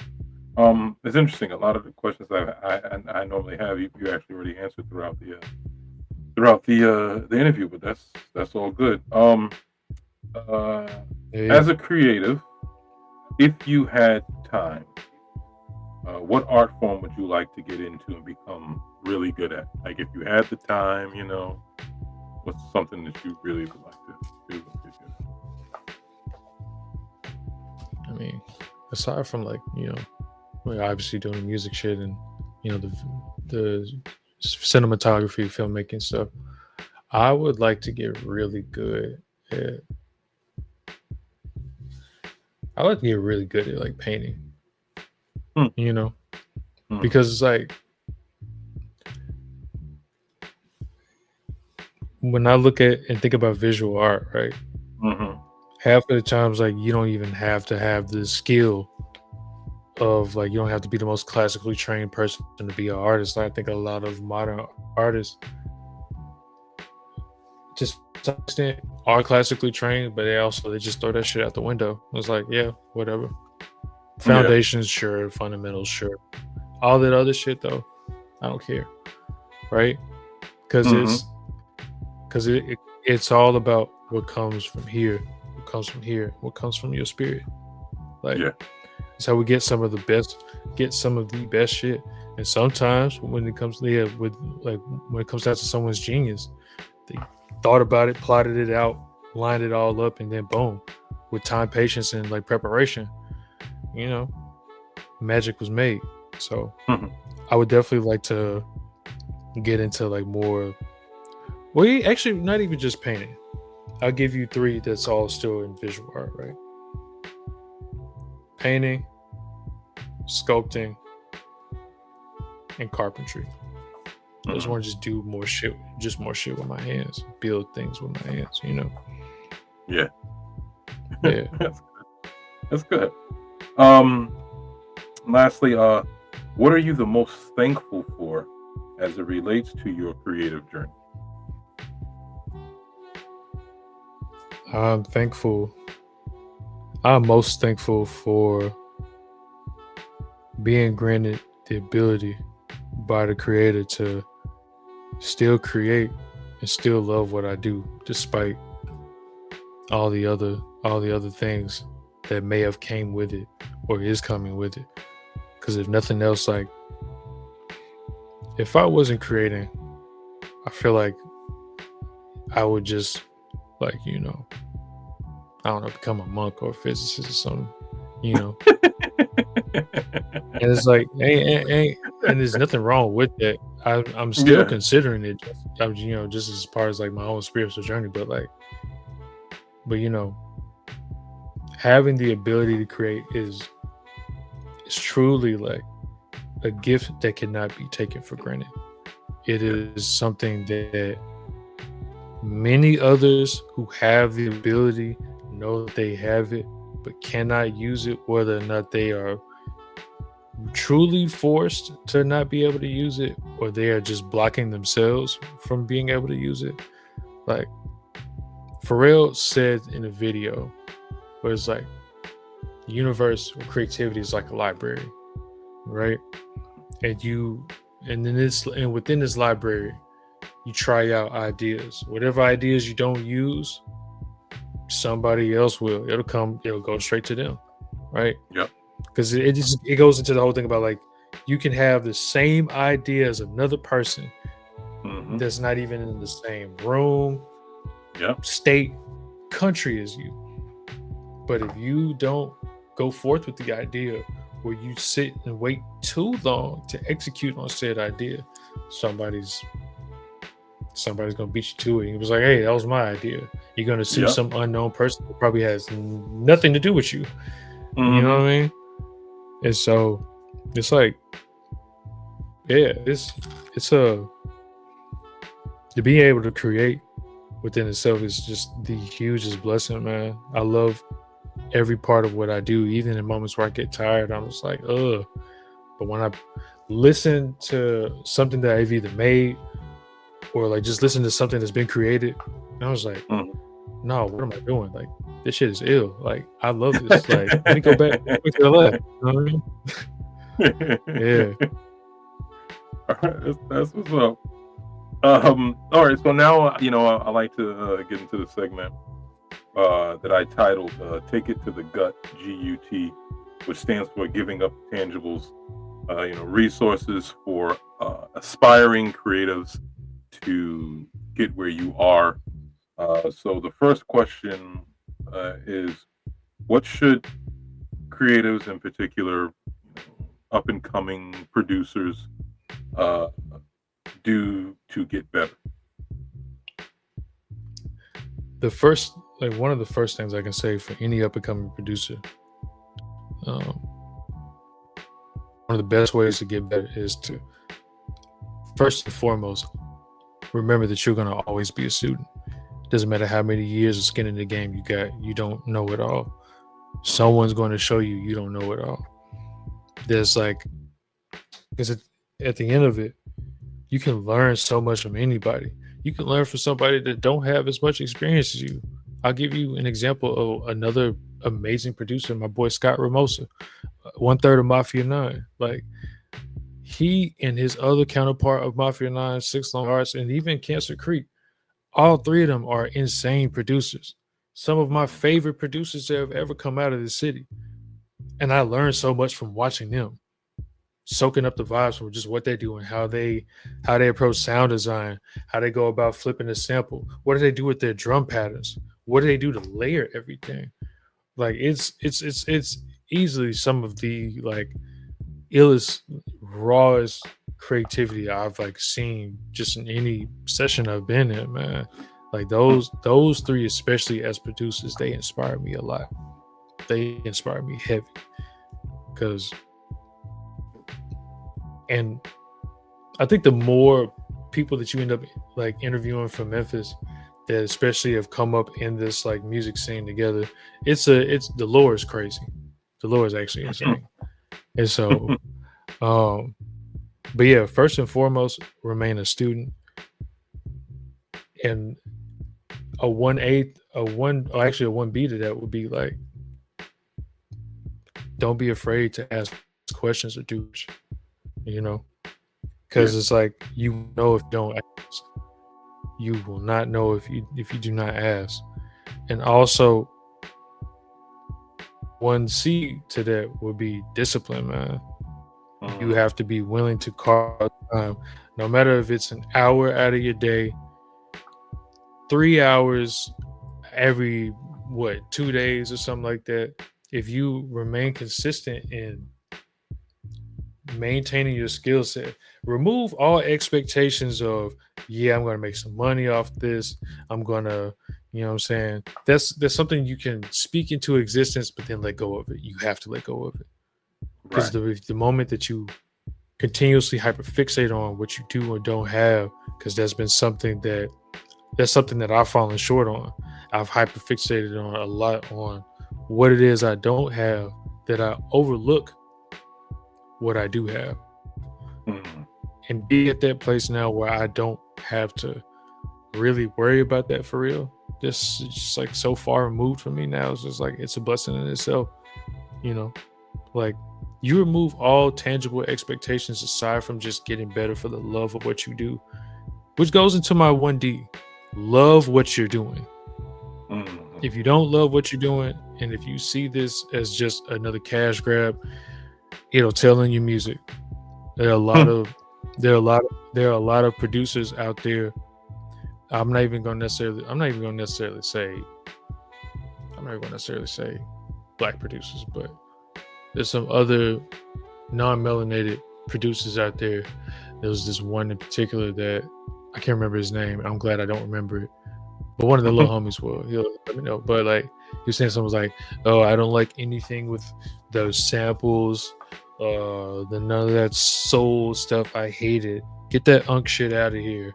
That that irked my soul, Mm, because it's like, you couldn't even fathom making the shit that you made without that.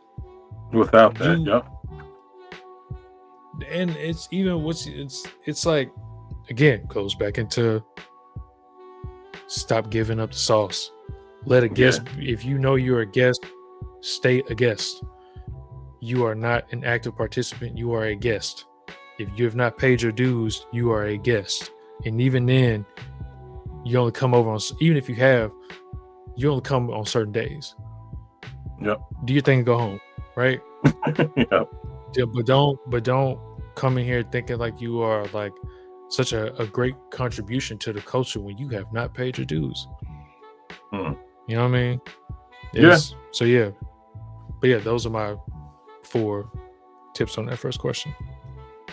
Good. Excellent. Excellent. That's why I like these questions, because that feedback is extremely important, for the Mm, ones who are aspiring. You know what I mean? Um, yeah.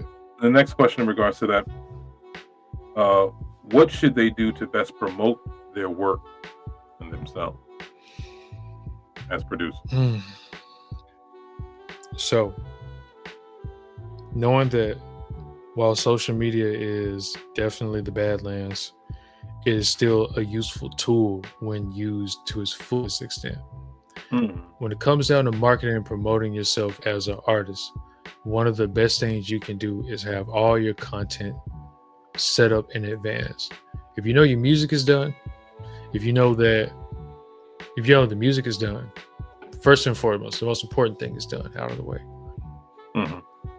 Create all your visual content, because at least that way, when you're not working on music, or even if you are, don't do not appoint an unnecessary deadline for the first post to be active if you have zero content, Yeah. because then you'll be taking up even extra energy trying to play catch up.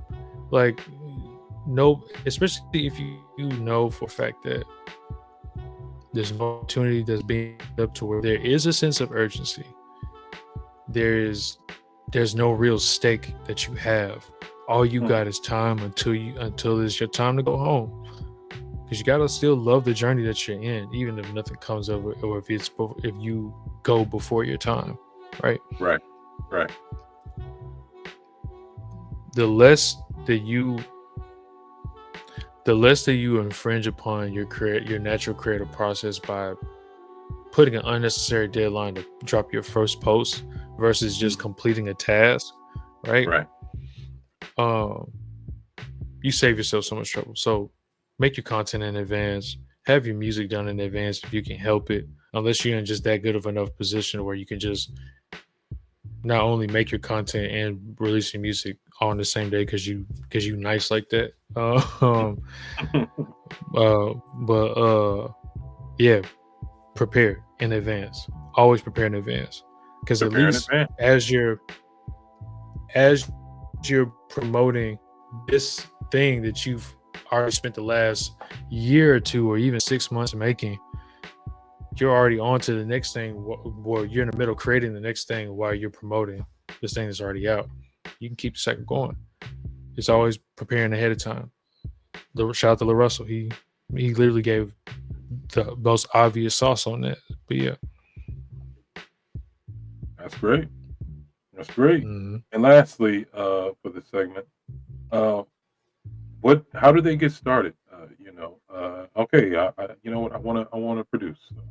How do I get started? Research, whether it be YouTube University, to start to at least get a better understanding. If you want a more hands-on approach, don't be afraid to ask anybody that you know that's like making beats, that's producing. If you just want to sit in, be clear about your intentions. Please do not brown nose. Some people like that, but most people don't. Don't brown nose. Because that's, if you don't genuinely have an interest in what you do or what you're trying to do, versus you just trying to make some quick cash off of that, like, don't waste your time. Because at the end of the day, you have to understand the responsibility as an artist, especially if you're going to be diving into much larger markets, or you just putting art out to the world. You have to understand your contributions to that. You have to be real clear about your intentions on like what it is you're trying to do. Yeah, you can entertain, but also what is something that you have underneath that, right? Because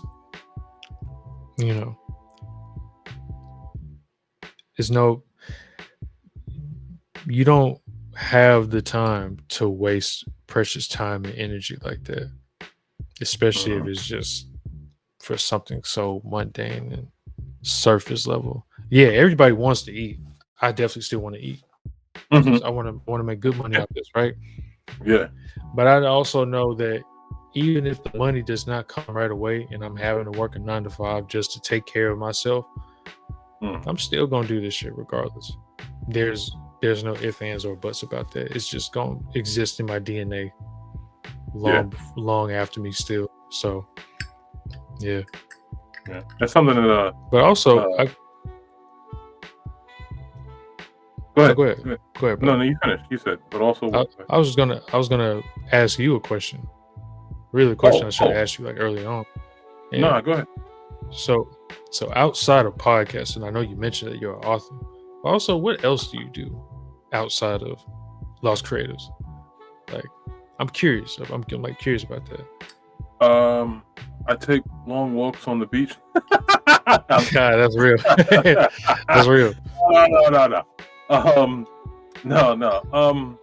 So it's interesting. I have forced myself to stick to writing. Forced myself because I am the type of creative where it's like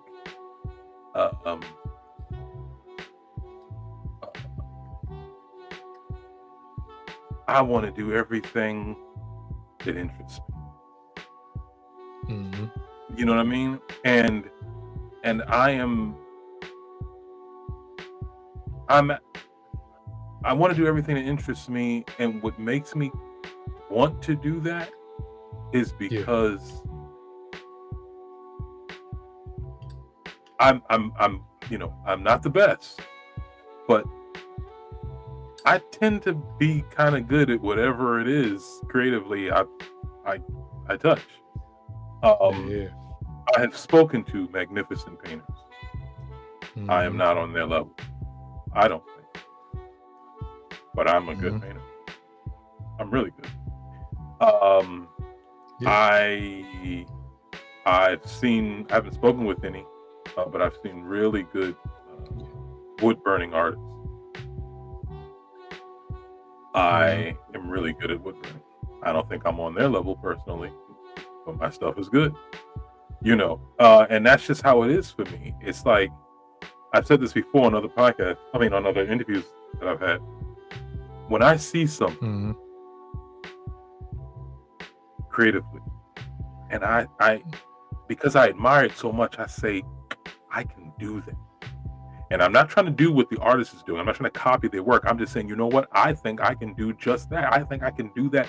I can do that style or whatever, and then I rush to it to see if I'm right. And then, after a while of messing with it, prime example, I've talked about this before, but I want to answer your question.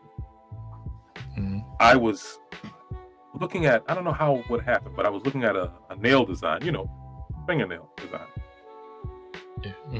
And I said, I love that design. I've seen fingernail designs, I don't know how many times, but for some reason, I don't know what it was, I just really dig that design. I was like, yo, that's dope. I love the creativity of it. And I said, I could do that. And I went out and I got I'm serious. I went out and I got the press-on nails. I got the little stands so you can do it. I got all different types of nail polish. I researched all the different types of things that people use. I watched a few videos, see how they were doing it, and I had the design in my head that I was going to use, and the first one, my wife was my first model. The first time I did it, it was horrible. It was so horrible. But I didn't trip, because I realized, because I'm a painter, in that, I don't do this. That's not what I'm doing creatively. What I'm doing creatively right now is as a writer. But I have painted. I realized that, what, I'm not going to trip. I have to get used to this canvas. I am not, getting used to understanding how you're supposed to apply the nail polish with the brush to the nails. I have to get used to that. So I was like, okay, cool. This is not something I've ever done before. But sure enough, I did a second set. Still were not great. Did a third set, better. Fourth set, better than that. Fifth set. By the seventh set, I was like, okay. That's the one. And I'm telling you, I kid you not. I even had a few sales, because I thought, I was sold a few. But nice. My heart wasn't in it. Like you said, it wasn't something that I loved doing, so I let it go. But I just realized that I had like a chameleon type creative ability, Afterwards, I want to email you some beats I made. Okay. Yeah. You know what I'm saying? Because I'm telling you, it's like, but I said that earlier. My father just got me out of it. I very much longed to make beats and to DJ. It was always something I very much wanted to do. Very much wanted to do. But anyway, I want to send you some beats that I made. And because Please do. It's I definitely want your take on them. And I ain't in nobody's studio or whatever. It was really all done from like apps on a phone, but I still put them together. Yeah. All the background music on every episode, I made that background music. Nice. So you could even listen to those and check it out. But anyway, So to answer your question, the reason why I introduce myself, on the podcast as an author is because out of all of those things, out of everything that I've ever done creatively, I would say the only thing that I can't do creatively that I've tried is sing. I can't sing. Man, look, I can't that's sing. But yeah. I guess even that depends on who's listening, right? but I know for a fact that that's not a skill set I have. But obviously, being a child of the '80s, hip hop, I definitely, wrote some rhymes and even rapped, and I have a skill set there too. Yeah, well, I told you about that. I had the group Natural Flavor, Yeah. So there's a skill set there, No preservatives. Right. Yeah. Right. That, you know what? If we had made an album, I think that would have been the album title. No preservative. Come on, man. But that's funny. But yeah, so I knew, I could do that. I write poetry, so that helped. But anyway, Yeah. it was just, that was the reason why I say I introduced myself as a writer. Is because out of all of those things that I've done and was very good at, when I wrote, I got that feeling that you got when you first touched the Fruit Loop joint. I got that feeling that Erica Dunlap got when she had first touched that camera. It was just like, oh, this is it. And just like we were saying before, I didn't realize that I had a gift in writing until I was in my 40s. Until I was in my 40s. Did not realize I had a gift in writing. Are you in your 40s, dog? Yeah. I'm 43. Yeah, you struck me as like, what I'm saying, mid 30s, early 30s on the thing, what I'm saying? Black don't crack, bro. No, thank you. I guess I got good genes, Hey man. But yeah, it's it really resonated with me. And it's like, think about when you making the beats, man, it's just like, dang, I don't know where it's coming from, but it's coming. And it's just, and then you have people read and they're like, "Oh, this is good. I would have thought that you were doing this your whole life." Man, look, that's like, I've had instances where, especially in like the first 10 years, well, really, like first 5 to around 5 to 10 years of just me making beats and whatnot, people couldn't believe I was making the beats that I was making on like Fruity Loops. Like, yeah, and that was around a time where I didn't even really know about the MPC at all. Well, at least when I first started, I first caught wind of the MPC around 2016. And so knowing where I was with my creativity, I wanted to just be able to make shit on the fly, no matter where I'm at. Don't need a laptop, don't need this, don't need that. Then it's like, oh yeah, MPC Live. You don't need a laptop, you don't even plug into a wall. You can literally just, and I was like, bet. It was my 23rd birthday. I was like, yeah, give me an MPC. And then 5 years later, here I am still with my gold MPC, man. And yeah. Yes, also, no, go ahead. I said no. Just saying that, So yeah, it's like that.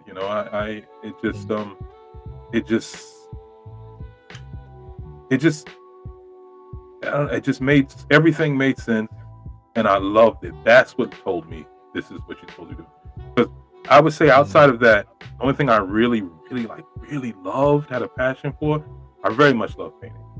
I love how I feel. Yeah. You know what I mean? Got some music playing, painting. I love it. I've got. I don't know. I must have at least, and I know I'm selling myself short. At least 30 painting projects in my phone right now. Nice. it doesn't stop. Like, I'll be sitting there, like, my wife will be like, "What are you doing?" I'm like, "Oh, I'm just, whatever." And I'm just thinking about something I want to paint. I'm trying to put images together. You know, I haven't, and I haven't put brush to canvas because I know I have no time to get into this. Like, don't open up that faucet, because once you do, it's going to be hard to cut off, and then you're going to be taking time for what you're Yeah. trying to get. I mean, you know how it is. So it's just like, but I have them. And like I said, I'm selling myself short with that 30. I'm trying to be generous, but at least 30 painting projects, but I can't stop not thinking about it. It's just, and then in addition to that, like, I have, I'm working on, so I got my L.O.S.T, the volume 1, which is the short story compilation of 7 short stories. I'm working on volume 2. In addition to that, I have several other shorter stories that I've written already. A novel that I've done and I'm looking towards getting it published. Another one that a graphic novel that I haven't gotten back to yet. I mean, there's just so many things, smaller things, bigger things, as it relates to my writing, and I just love all of it, and the ideas just keep coming. They don't stop, so, and like I said, I feel that I'm at my best when I'm doing that. So that's why I say, no, I'm definitely an author. I'm definitely a writer. Yeah. So I mean, does that answer your question? I don't know. Was that? No, yeah, no, it does. It's and there's a sort of kinship in just in relation to like your answer, just simply because, like, with all the things that I do, from producing, audio engineering, DJing, filmography, all this other stuff, right? I still consider myself a producer first and an engineer second, because in a lot of ways they go hand in hand. Like, my love for beats will always supersede my ever growing love for engineering. And then, I do all this other stuff and whatnot, but the music is always gonna hit home for me first. I love creating moments, and so yeah, I feel you on that, Yeah. Well, one of the many reasons I wanted to create this podcast is because it's, my wife she's everything for me. She helps me out with so many things. She helps me out with my creativity, she helps me out with my writing, she's helped me out. She's been the most influential with my writing. She has helped it grow a lot, not because she's a writer, but because she's an avid reader. You know what I'm saying? Yeah. So I think that if she ever built up the courage to write, she would be an excellent writer. What am I saying? I'm sitting here saying she is a writer, as a matter of fact. She has a common place in a publication called Wild and Free. It's a homeschool publication for mainly for moms who homeschool. It helps give ideas and stuff like that. And she has a common placing as a article writer. And her articles are usually the best ones in that book. The founder of it hasn't said that she's the best, because obviously, why she can't say that about one particular, one of her writers. But she has said enough, in my opinion, for me to believe that she thinks that she's the best. But so she definitely is a writer. And many times I said, look, man, you need to get a memoir together and let's make it happen. But it's when it comes to creativity, one of the things that, as we know, as creatives, you got to feel it. You got to have that inspiration in you to make you want to produce. If it's forced, it's not going to be as good as it could have been, or it'll be horrible. You know what I mean? Yeah. So I just really hope that she gets herself there, because because I'm a good writer because I have a really great imagination. My imagination is ridiculous. That's what makes me a really good writer, and I know how to put it into words. She is a better writer than me because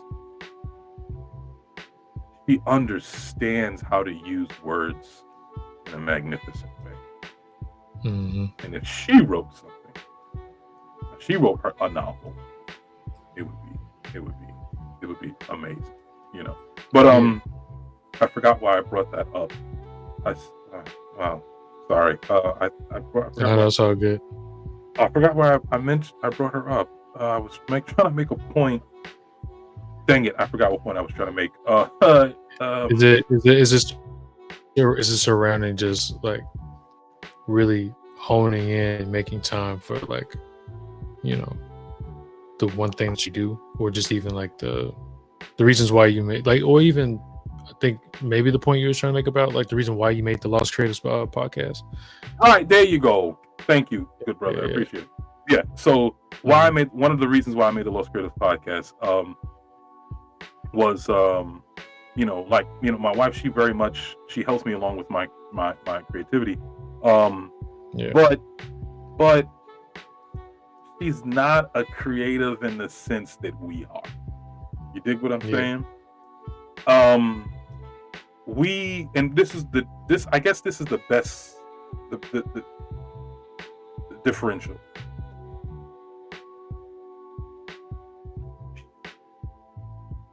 We have nights where ideas don't stop coming. Yeah. You know what I'm saying? As creatives, we've had time where we had to get up and do something, write it down, jot it down, paint it, draw it, whatever, because we couldn't get it out of our mind.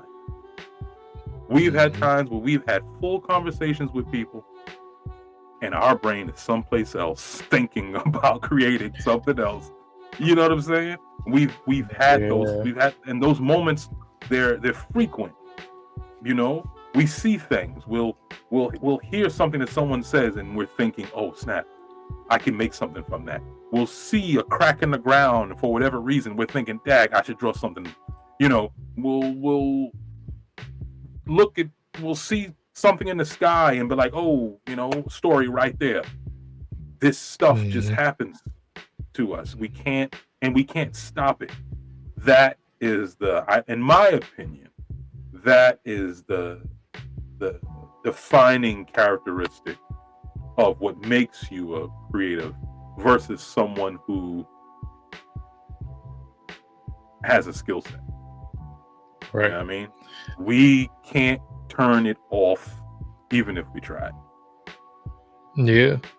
And you know, I feel like among anything else, like just in all of our experiences, even if you can't turn it off, you find a way to slow it down.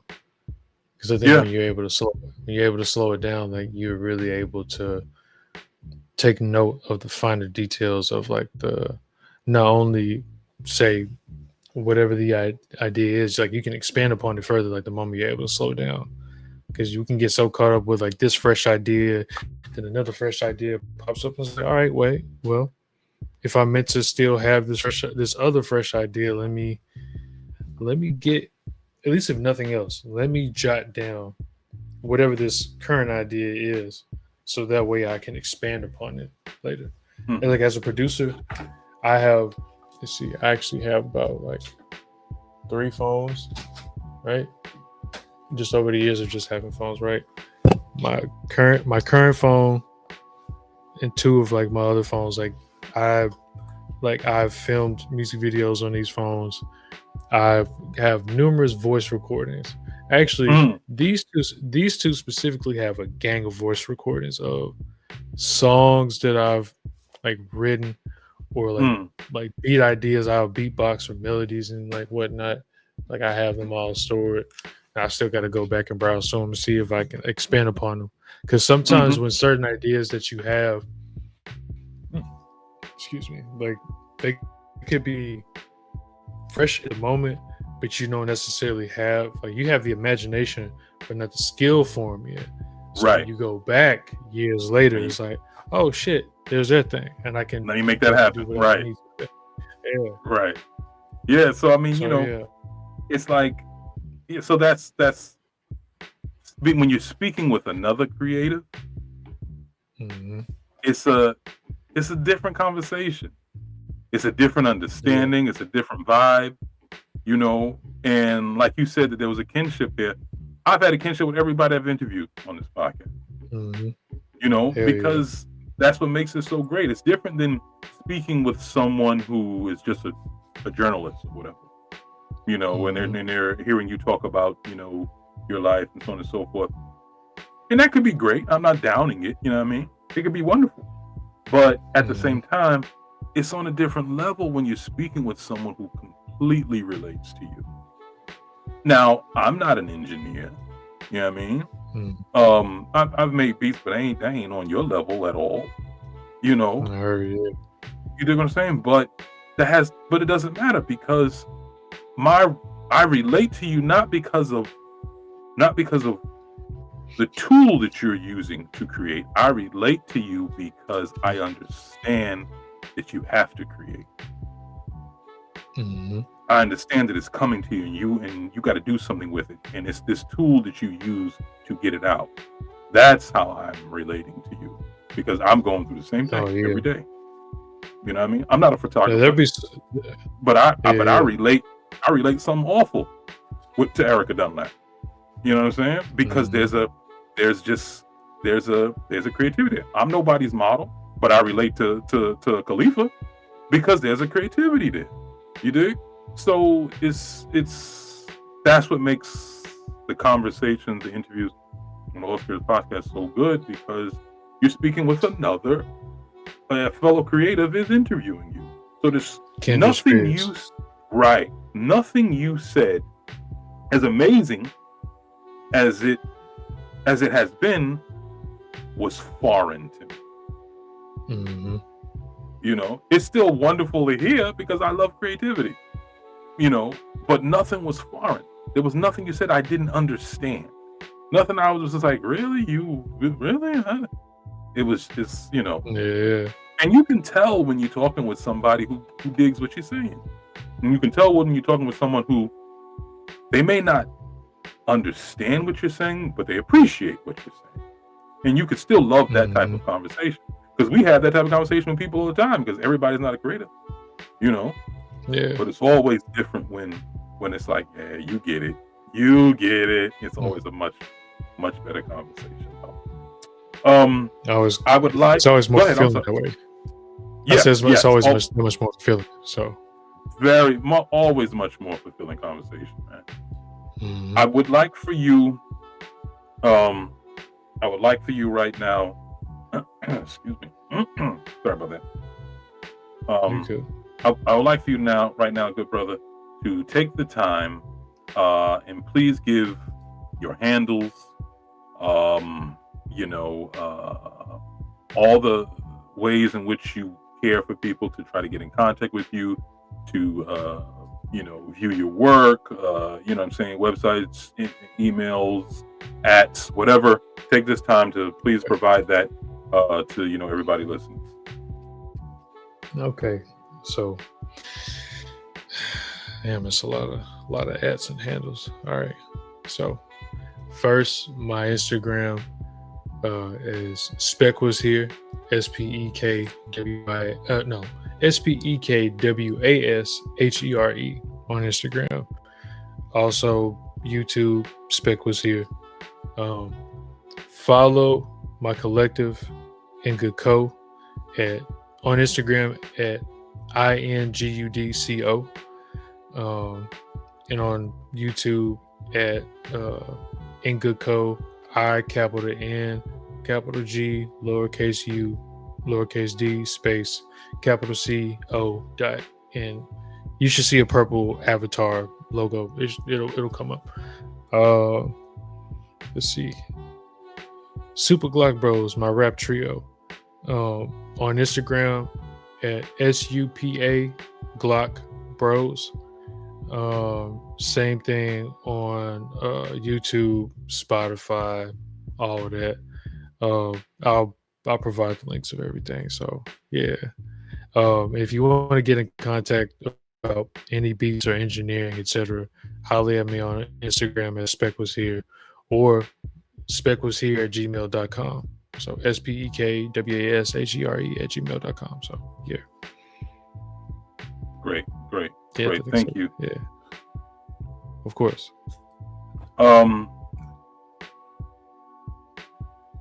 Brother Sangkofi, we've been Yeah. speaking for about over 2.5 hours, man. Yeah. Another great one in the bag. Another great Absolutely. interview in the bag, good brother. This was great, and it's personally great for me because like I said, this was something that I always wanted to do as a kid, and I wasn't allowed to, and then after that I had moved on to other things, but it always held a personal place in my heart, producing. And like I told you, is the little bit that I did, I'm going to send you so you can hear it, get your feedback on it. So, but to actually speak Please do. with the producer, that's what's up, and to get an insight on how it started for you, and where it took you, and how you vibe with it was really great, man. Thank you very much for taking out the time in your busy schedule to be on the L.O.S.T Creative Podcast, you know what I mean, and rap with me. I really do appreciate it, good brother. Oh, absolutely, and I appreciate you having me on your platform. This has been a very very fruitful and very very enjoyable conversation. Just speaking with another kindred spirit and just in the realm of creativity is always nice. And I don't really do interviews or podcasts that much. So this is nice for me to get my bars off real quick. Yeah. That's what's up, man. That's what's up. Sangkofi Jones, aka Spec, was here. Thank you very much. Thank you very much, everybody. For listening in, for tuning in, YouTube, Spotify, Apple Podcasts, and all the other podcast channels. Please remember to go to www.thelostpublishing.com to get your copy of Lost Lovers of Storytime Volume 1 is available. Volume 2 will be coming out soon enough. Once again, yes. Make sure you most certainly cop that. But once again, thank you everybody for tuning in. Black and brown creatives everywhere. Know you are a creative, and tell me your story. Peace.